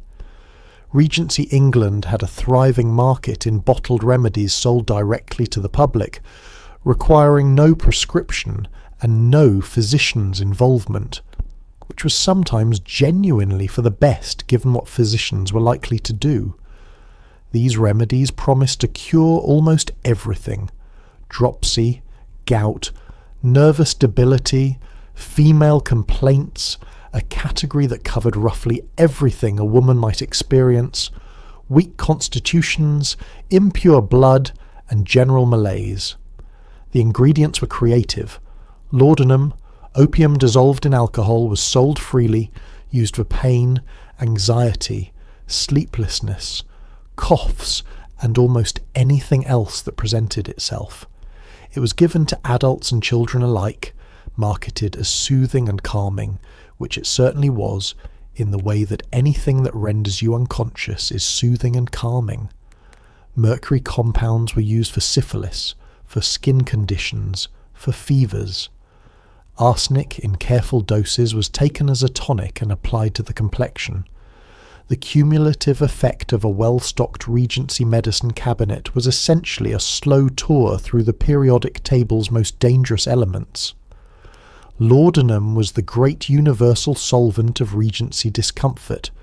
It came in bottles, it tasted of alcohol and bitterness, and it worked, by which people meant it reduced pain, softened anxiety, encouraged sleep, and quieted crying infants with a thoroughness that nothing else available could match. Godfrey's cordial, a preparation of laudanum, treacle, and water, was sold specifically for use with infants and young children. It soothed them immediately and completely. It was also gradually killing them, or at minimum establishing in their small bodies the beginnings of a dependence that the age didn't have the vocabulary to describe. Physicians occasionally expressed concern about laudanum's habituating effects. The market for it continued to expand regardless, because it worked and nothing else did, and the habit it produced was not yet classified as a medical problem requiring its own treatment. Thomas de Quincey published his Confessions of an English Opium Eater in 1821, describing in lucid and harrowing detail what regular laudanum use actually felt like from the inside.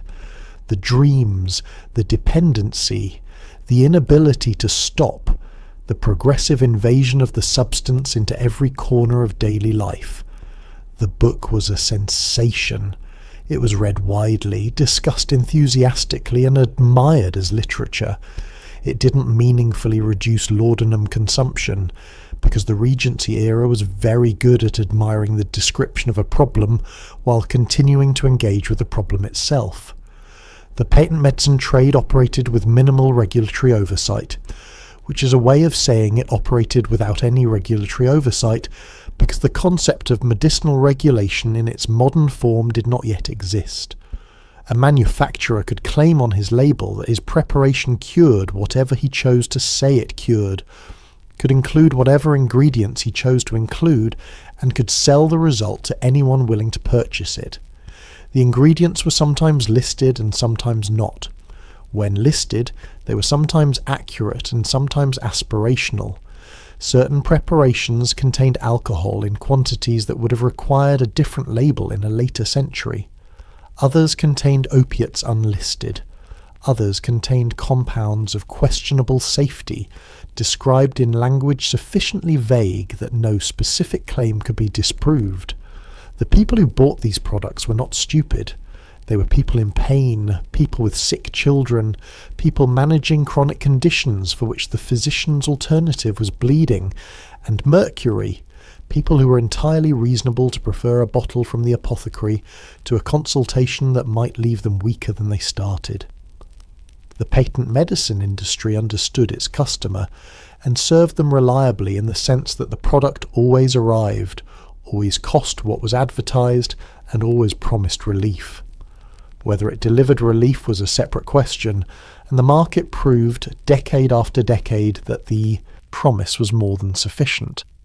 Among women of the upper and upper middle classes in Regency England, breastfeeding your own children was considered inappropriate, inconvenient, and potentially damaging to the figure, and so the wet nurse industry thrived. A wet nurse was a woman, typically from the working class, who had recently given birth and was therefore producing milk, hired to feed someone else's infant while her own child was either fed by another woman, given pap, a thin paste of bread and water, or in some cases simply not given priority.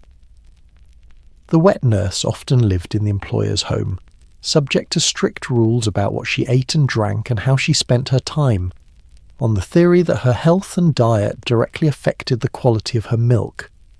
Meanwhile, her own infant, the one her body had produced that milk for, managed as best it could.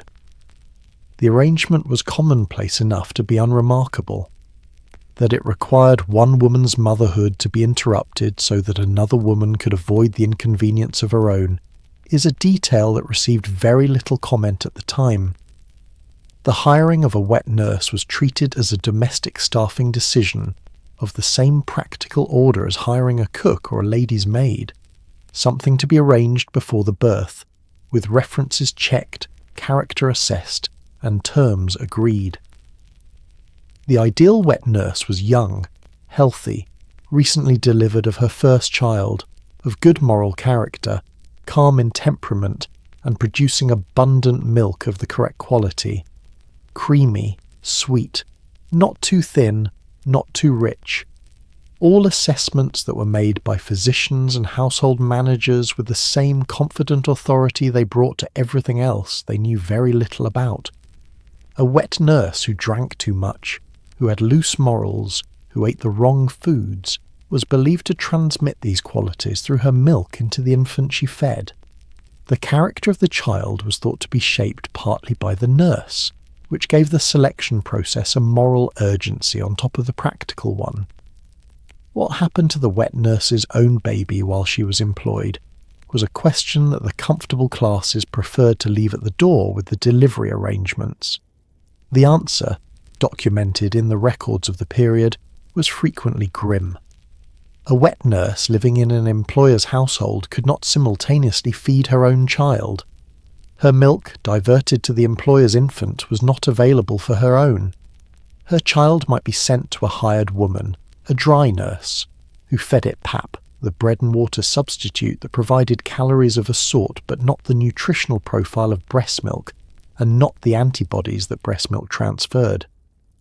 Infant mortality among the children of wet nurses was measurably higher than among other infants of the same social class, a fact that was known, recorded, and accommodated within a social framework that had decided the arrangement was necessary, and therefore the consequences were acceptable. The medical establishment had opinions about wet nursing that shifted across the period. Some physicians argued strongly that mothers should nurse their own children, that the bond formed through nursing was important, that maternal milk was better matched to the maternal infant, that the wet nurse system introduced unknown variables into the child's early development. These arguments gained traction slowly. The social pressure running in the opposite direction, that nursing was animal, that it disrupted a lady's figure and social calendar, that it was simply not done among women of a certain standing, was considerably more immediate and considerably more persuasive to the women navigating it. The wet nurse herself occupied an odd domestic position, more trusted than an ordinary servant, because she was in bodily contact with the family's infant for hours every day, but not elevated to the status of a family member or even an upper servant. She ate well because her diet affected her milk. She rested because her rest affected her milk. She was managed carefully as a resource. Whether she missed her own child, whether the sound of a different infant's crying mapped onto her own body's responses, whether the knowledge of what her employment cost her own baby was something she carried, these were questions the household did not ask and the records did not answer. If you were feeling unwell in Regency England and you had the means, the prescribed remedy was often a trip to take the waters, to Bath, to Cheltenham, to Tunbridge Wells, where you would drink from and sometimes bathe in the local mineral springs under the supervision of physicians who assured you, with great conviction, that this would help. The waters at Bath, for instance, were warm and mineral-rich, pumped up from underground springs and consumed in the pump room by elegantly dressed visitors who held their noses slightly and drank because the doctor said to. The theory was that the minerals in the water corrected imbalances in the body, the humoral thinking again, dressed up in slightly more scientific language. Whether or not the waters did anything medically useful, the space served an undeniable social function. They were places to see and be seen, to arrange marriages, to conduct flirtations under the relatively relaxed surveillance of a resort town, to gamble, to attend concerts, and to feel, in a general way, that one was taking one's health seriously, while also having quite a nice time. The water at Bath was warm, slightly sulphurous, and mineral in a way that lodged in the back of the throat and introduced itself to your senses before you had decided whether you wanted to meet it.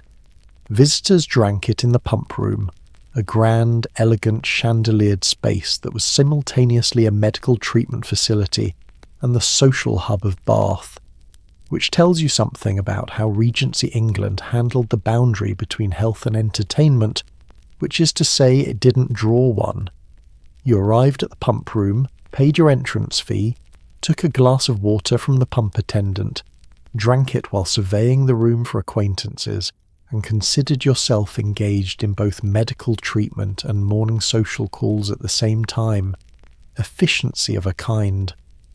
The prescribed dose was typically 3 glasses taken on an empty stomach each morning, walked around the pump room between each glass to encourage the waters to circulate through the system, which sounds like it was designed to give the physicians something to prescribe, while the patients did something that was at minimum harmless.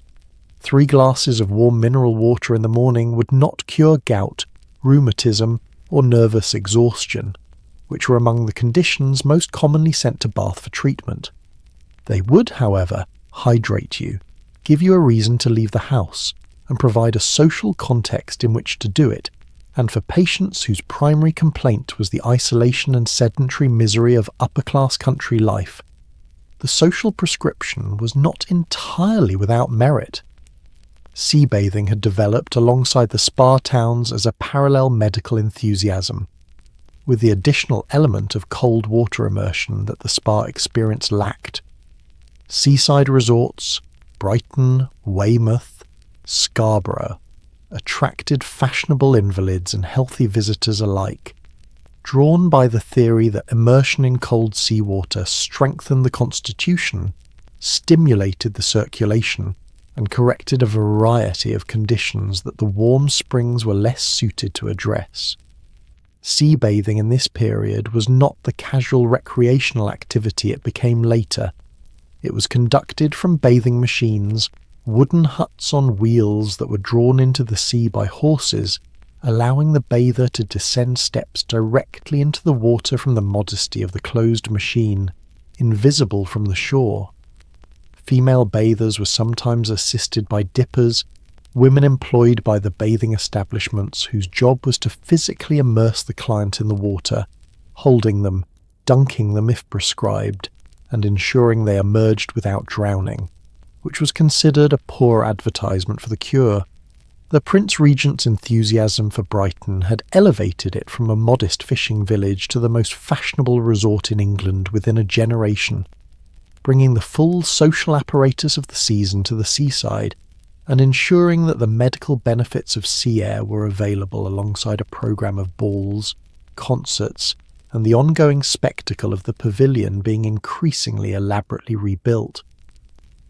Whether the sea air helped anyone is uncertain, but people felt better after several weeks of fresh air, social stimulation, regular exercise in the form of walking the promenade, and escape from the coal smoke atmosphere of London seems in retrospect less miraculous than it appeared.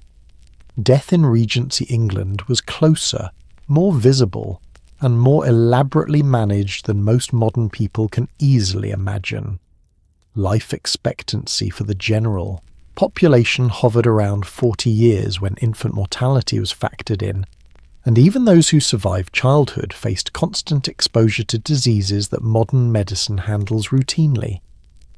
Typhoid, cholera, tuberculosis, consumption, as it was called, smallpox in the years before widespread vaccination, childbed fever, and the general consequences of the medical treatments described above. Death happened at home, in the family bedroom, attended by family members and servants. The body was laid out in the house, mourning dress was donned, black for the immediate family, half-mourning greys and purples as time passed, and the rituals of grief were as codified as the rituals of the season. Mourning periods had specific lengths. A widow was expected to mourn for 2 years, scaling through the appropriate gradations of black to lavender, her social activities curtailed, her remarriage theoretically premature until the prescribed period had passed. The laying out of the body was performed at home, by women of the household or by a layer-out, a woman from the neighbourhood who performed this service professionally, washing the body, closing the eyes and mouth, arranging the limbs, dressing the deceased in appropriate garments. This happened within hours of death, before the body had stiffened fully, and it happened in the bedroom where the person had died, in the house where the family continued to live, surrounded by the furniture and objects of the ordinary life that had just ended. There was no removal to a funeral home, no professional facility where the body would be prepared out of sight and returned transformed and distant.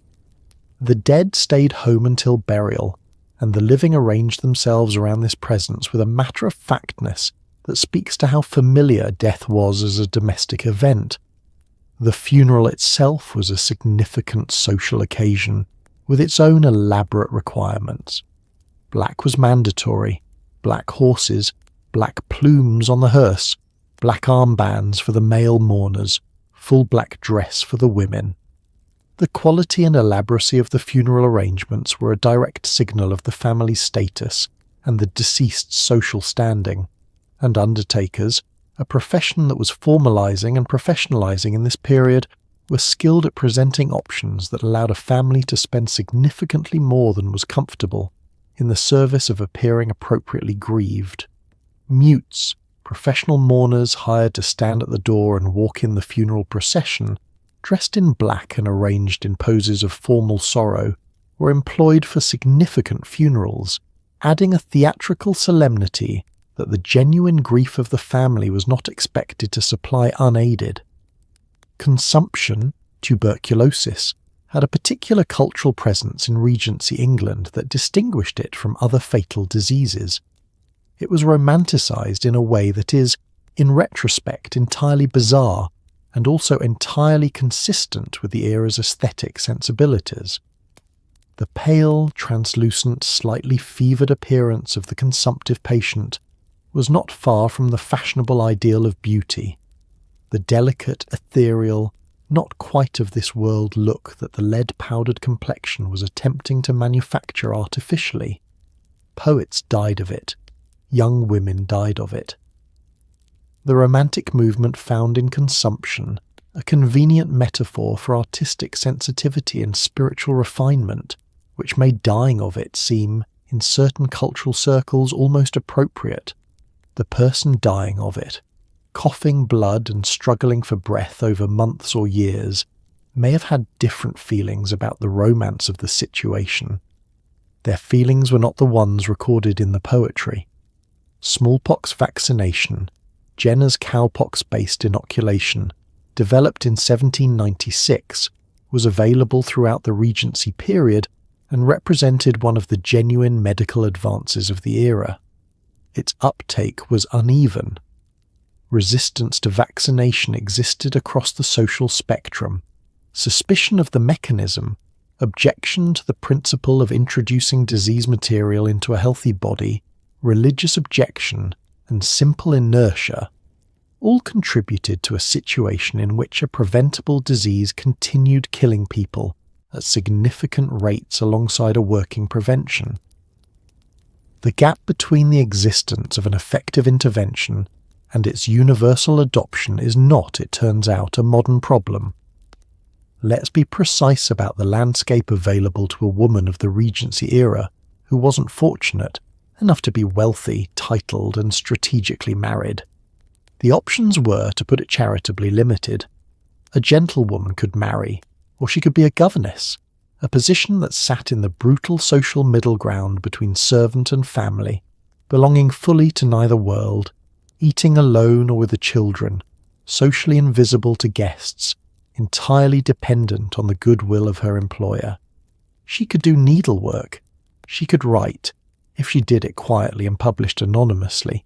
Jane Austen published her novels as by a lady, because a woman's name on a novel was either commercial poison or social embarrassment depending on the content. She could teach music or drawing to other people's children. She could, if she were of the working class, work in a factory, a shop, as a domestic servant in the fields, or in any number of occupations that paid very little and required her to do a great deal. What she could not do was vote, hold property in her own name once married, attend university, practice law or medicine, enter the clergy, or exercise any formal authority over almost anything. The governess position deserves its own extended consideration because it represents one of the more exquisite social cruelties the Regency era devised. The governess was, by definition, a gentlewoman who had fallen on financial difficulty through the death of a father, the failure of a family business, the absence of a marriage that would have provided the alternative. She was educated, she was refined, she possessed exactly the accomplishment she was hired to teach, and she was employed in a household that was socially equivalent to the one she'd grown up in, or perhaps slightly above it. She ate with the children, not with the family. She was not a servant. She did not associate with the servants' hall, which had its own hierarchy and its own social codes that a governess could not navigate without loss of dignity. She was not family. She existed in a social no-man's land, invisible at dinner parties, unnecessary at social calls, present at family prayers, addressed with the courtesy title that acknowledged her education and the treatment that acknowledged her dependency. Mary Wollstonecraft had published A Vindication of the Rights of Woman in 1792, arguing with extraordinary lucidity that the education given to women, the accomplishments, the ornamental training, the deliberate cultivation of dependence and sentiment over reason, was not evidence of women's inferior capacity but of their inferior opportunity, and that this was not a natural arrangement but a constructed one, maintained by people with an interest in maintaining it. The book was read, it was argued with, it was dismissed by people who found its conclusions threatening, and praised by people who found its conclusions obvious. It did not change the law, it did not open the universities, it did not give wives the right to own property. It planted seeds that would take most of another century to produce visible fruit, and in the meantime the governess ate with the children, and the wife signed nothing, and the woman writer published as by a lady, and everyone agreed the arrangement was natural. Working-class women occupied a different world of constraint with different but equally firm boundaries. Factory work, textile mills, the expanding industrial economy, employed women and children at wages set deliberately below those of men, on the theory that women were secondary earners supplementing a male income rather than primary providers, a theory applied regardless of whether there was a male income to supplement. Domestic service employed an enormous number of women, maids of all work in modest households, specialized servants and great ones, in conditions of dependency as complete as any governesses, with the addition of physical labour that began before dawn and ended after the family retired for the night. A domestic servant's working day was not bounded by defined hours. It was bounded by the requirements of the household, which were constant. The remarkable thing, looking back at this landscape, is not that women accepted it. They had the options they had, and acceptance was not always passive, and resistance took forms that the available forms permitted. The remarkable thing is the gap between the intelligence, the capability, and the energy visible in the women of the period, in Austen's novels, in the letters and journals that survive, in the records of women who managed households, raised children, maintained social networks of formidable complexity, and did all of it within a legal and social structure that classified them as dependents, and what the era chose to do with all of that. While the Ton debated the merits of this season's muslin, and which assembly rooms had the superior orchestra, something else was happening in the same cities and towns. The poor in Regency England existed in a condition that the comfortable classes referred to as the lower orders, and interacted with primarily through the window of their carriages. The Poor Laws provided a system of relief, but relief that came with conditions, specifically the workhouse, a parish institution where those who could not support themselves were sent to live in exchange for labour.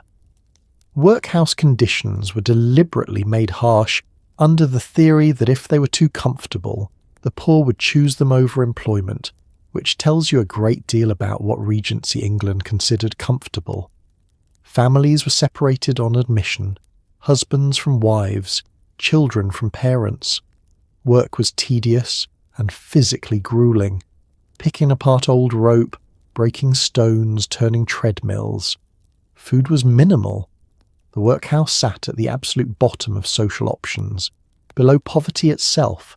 The threat of it used to motivate every person above it to accept whatever terms the labour market offered.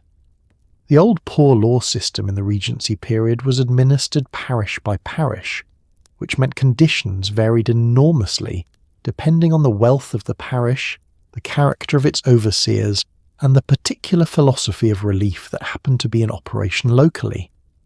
Some parishes operated outdoor relief, payments to the poor in their own homes, allowing families to remain together while receiving minimal support.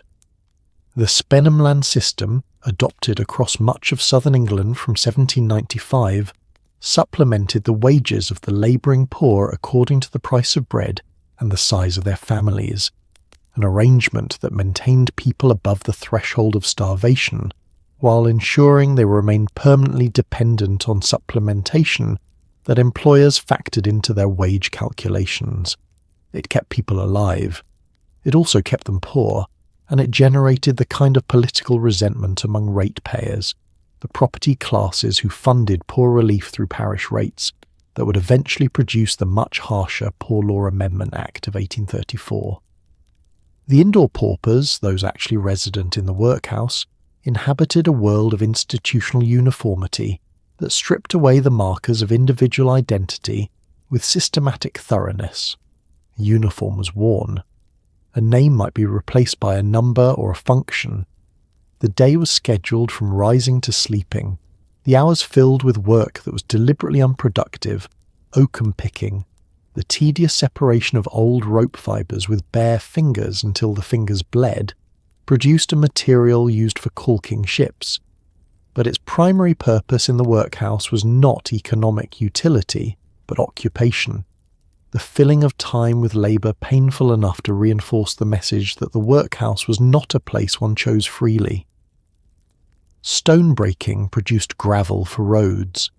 The treadmill, a large wheel turned by the collective weight of inmates walking on its paddles, generated power that was sometimes used for grinding grain and sometimes not used for anything at all, the point being the walking rather than the output. Children in the workhouse were separated from their parents and housed in their own wards, which in the better establishments included some education, and in the worse ones included primarily additional labour. Pauper apprenticeships placed workhouse children with tradesmen and manufacturers at ages that would cause modern readers to stop and reread the sentence. Children of 7 or 8 apprenticed to mill owners, to chimney sweeps, to any trade that would take them, the apprenticeship system providing the legal framework for what was in practical terms the transfer of children to whoever would accept them from the parish's books.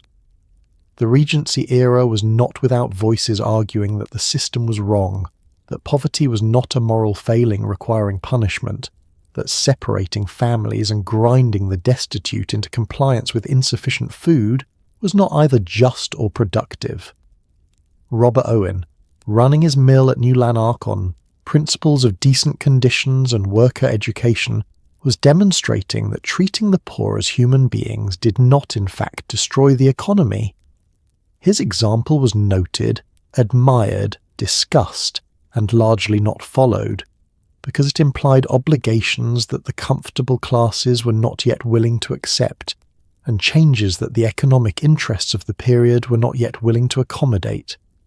The workhouse remained, the treadmill turned, the oakum was picked, and outside the workhouse walls the knowledge of what lay inside performed its designed function of keeping everyone above it working for whatever they could get, while the working poor worried about the workhouse and the middle classes worried about the ton.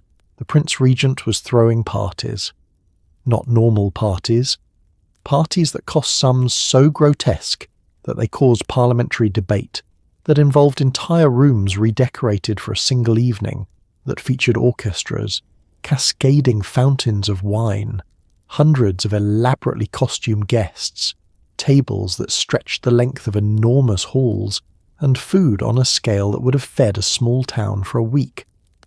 Carlton House, the Prince's London residence, was redecorated so many times and at such expense that even his own supporters blanched at the invoices. The Brighton Pavilion, his seaside palace, was rebuilt in an extravagant Indo-Gothic style, featuring onion domes and a kitchen with cast-iron palm trees holding up the ceiling, because he felt it should look as though the food were being prepared in India by people who were very enthusiastic about palm trees. The country was engaged in a grinding, expensive war against Napoleon. The national debt was staggering. The poor were hungry. The Prince Regent had the kitchen palm trees installed anyway. The fete he threw at Carlton House in June 1811, celebrating the commencement of his regency, is worth examining in detail because it illustrates what happened when a man with absolute control over the public purse, no meaningful budget constraint, and a genuine aesthetic sensibility decided to throw a party. 2,000 guests were invited. The gardens were illuminated by thousands of oil lamps arranged in patterns that transformed the grounds into something that people who had seen it described, with the slightly stunned quality of someone searching for adequate vocabulary, as a fairy landscape.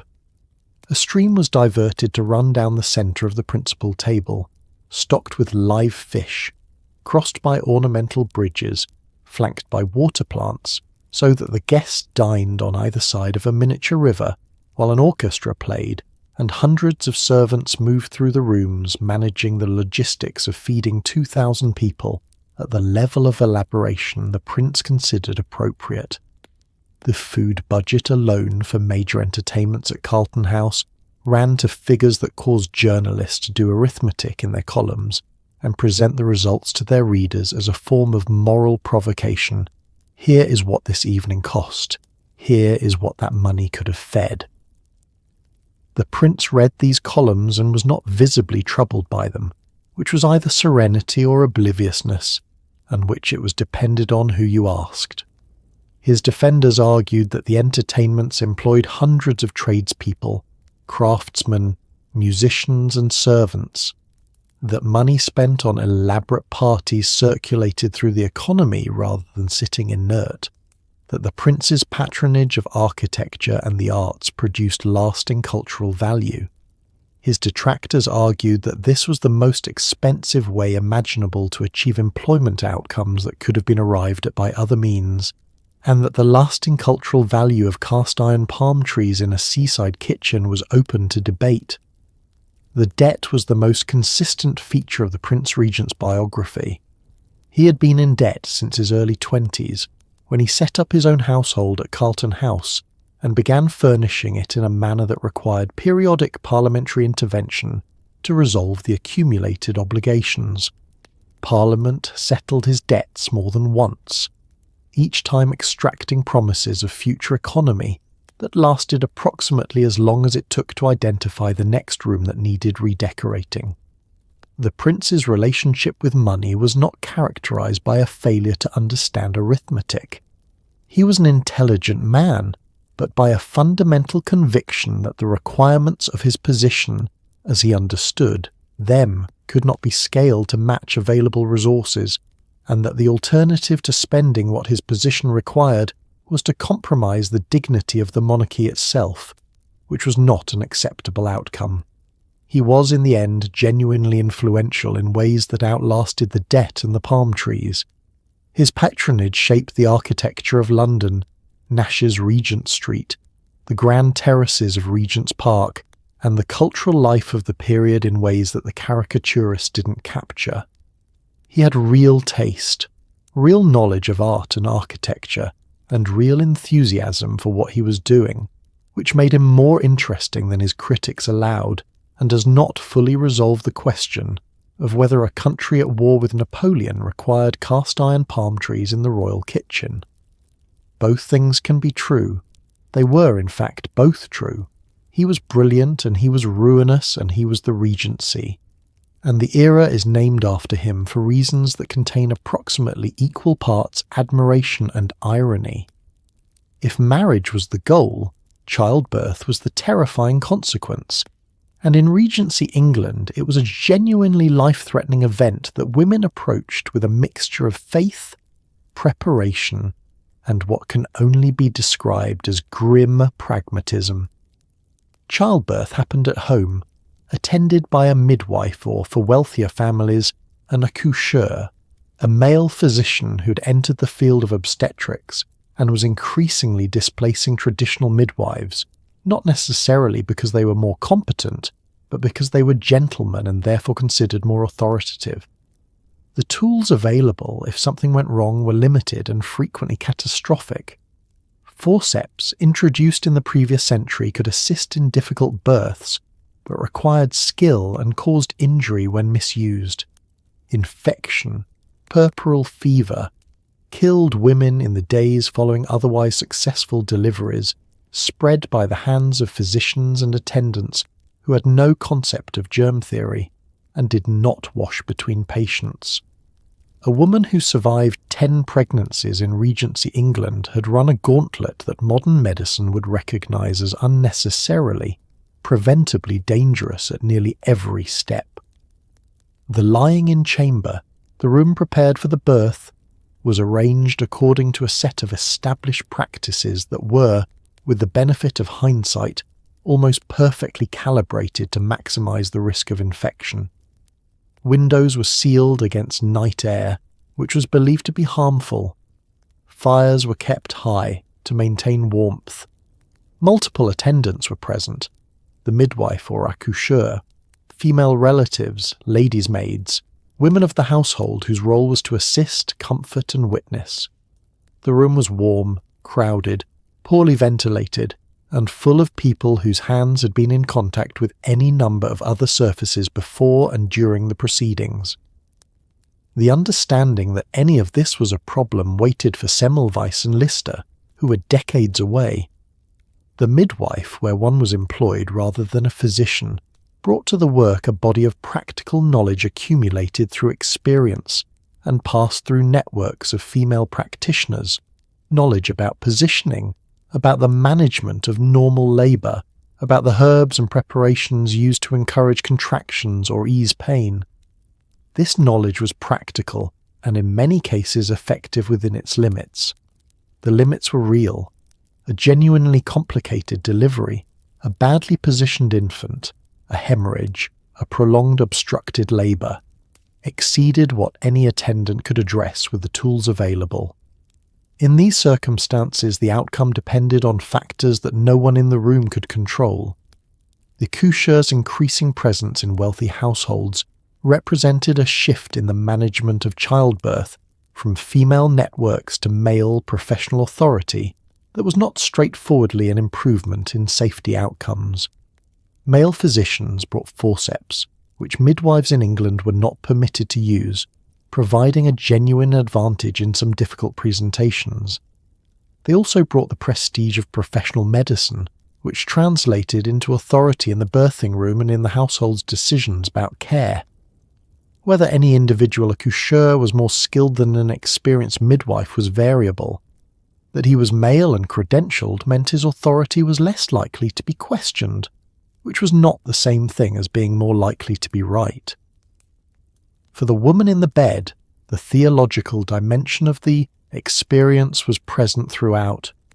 Pain in childbirth was connected in the dominant religious framework to the consequence of Eve's transgression.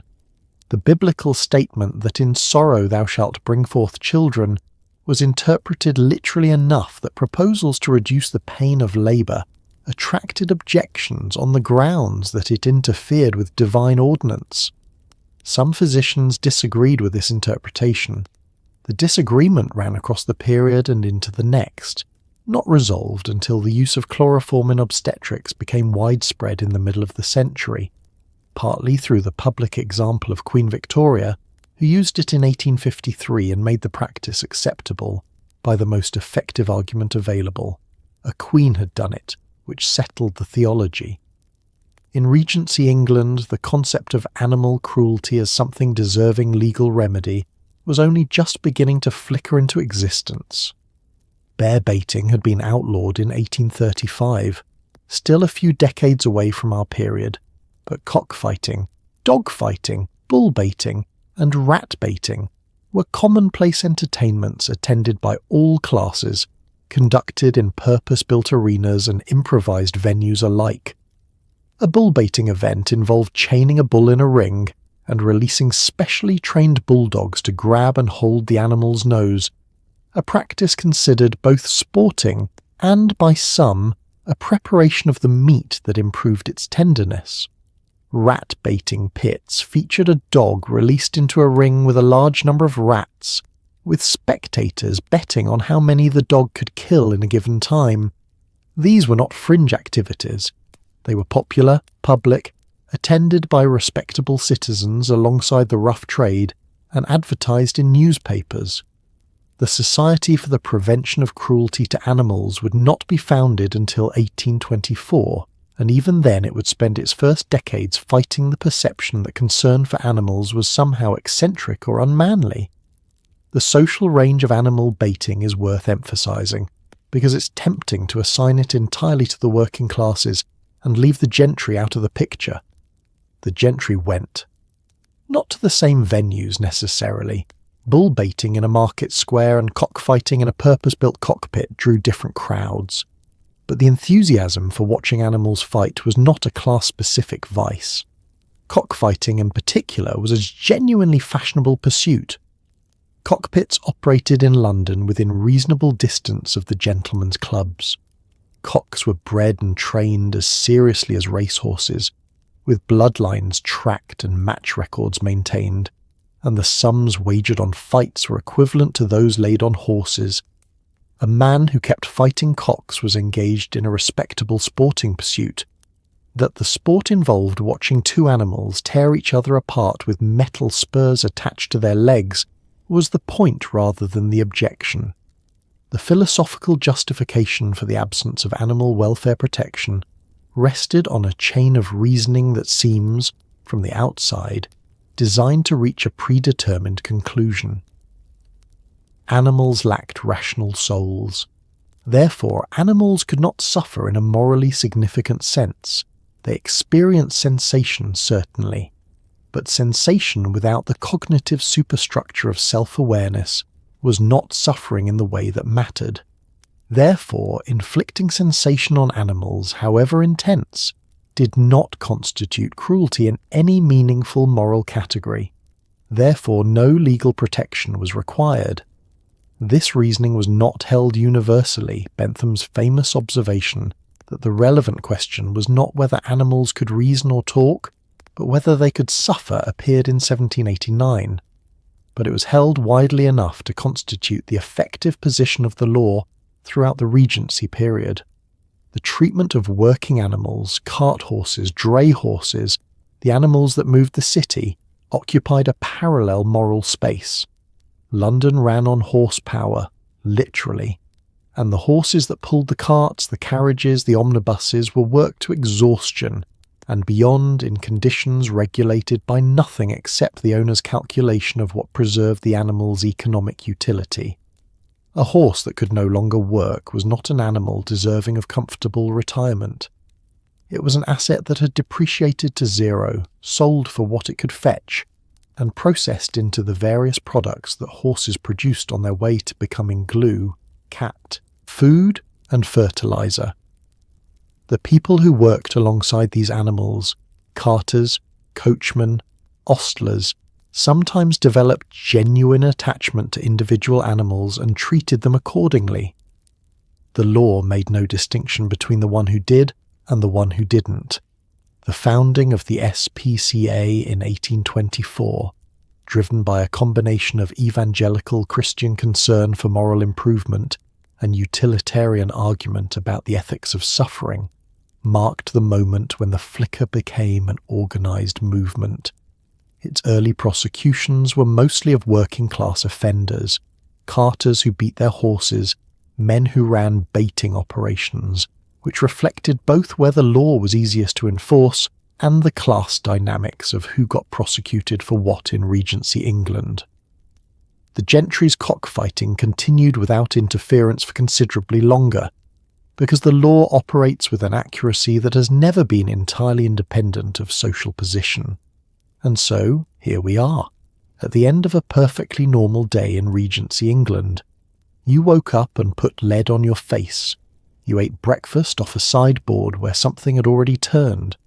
You used a chamber pot that a stranger emptied by hand. You visited a physician who bled you and charged you for the privilege. You smiled carefully, because your teeth were held together mostly by optimism and someone else's misfortune.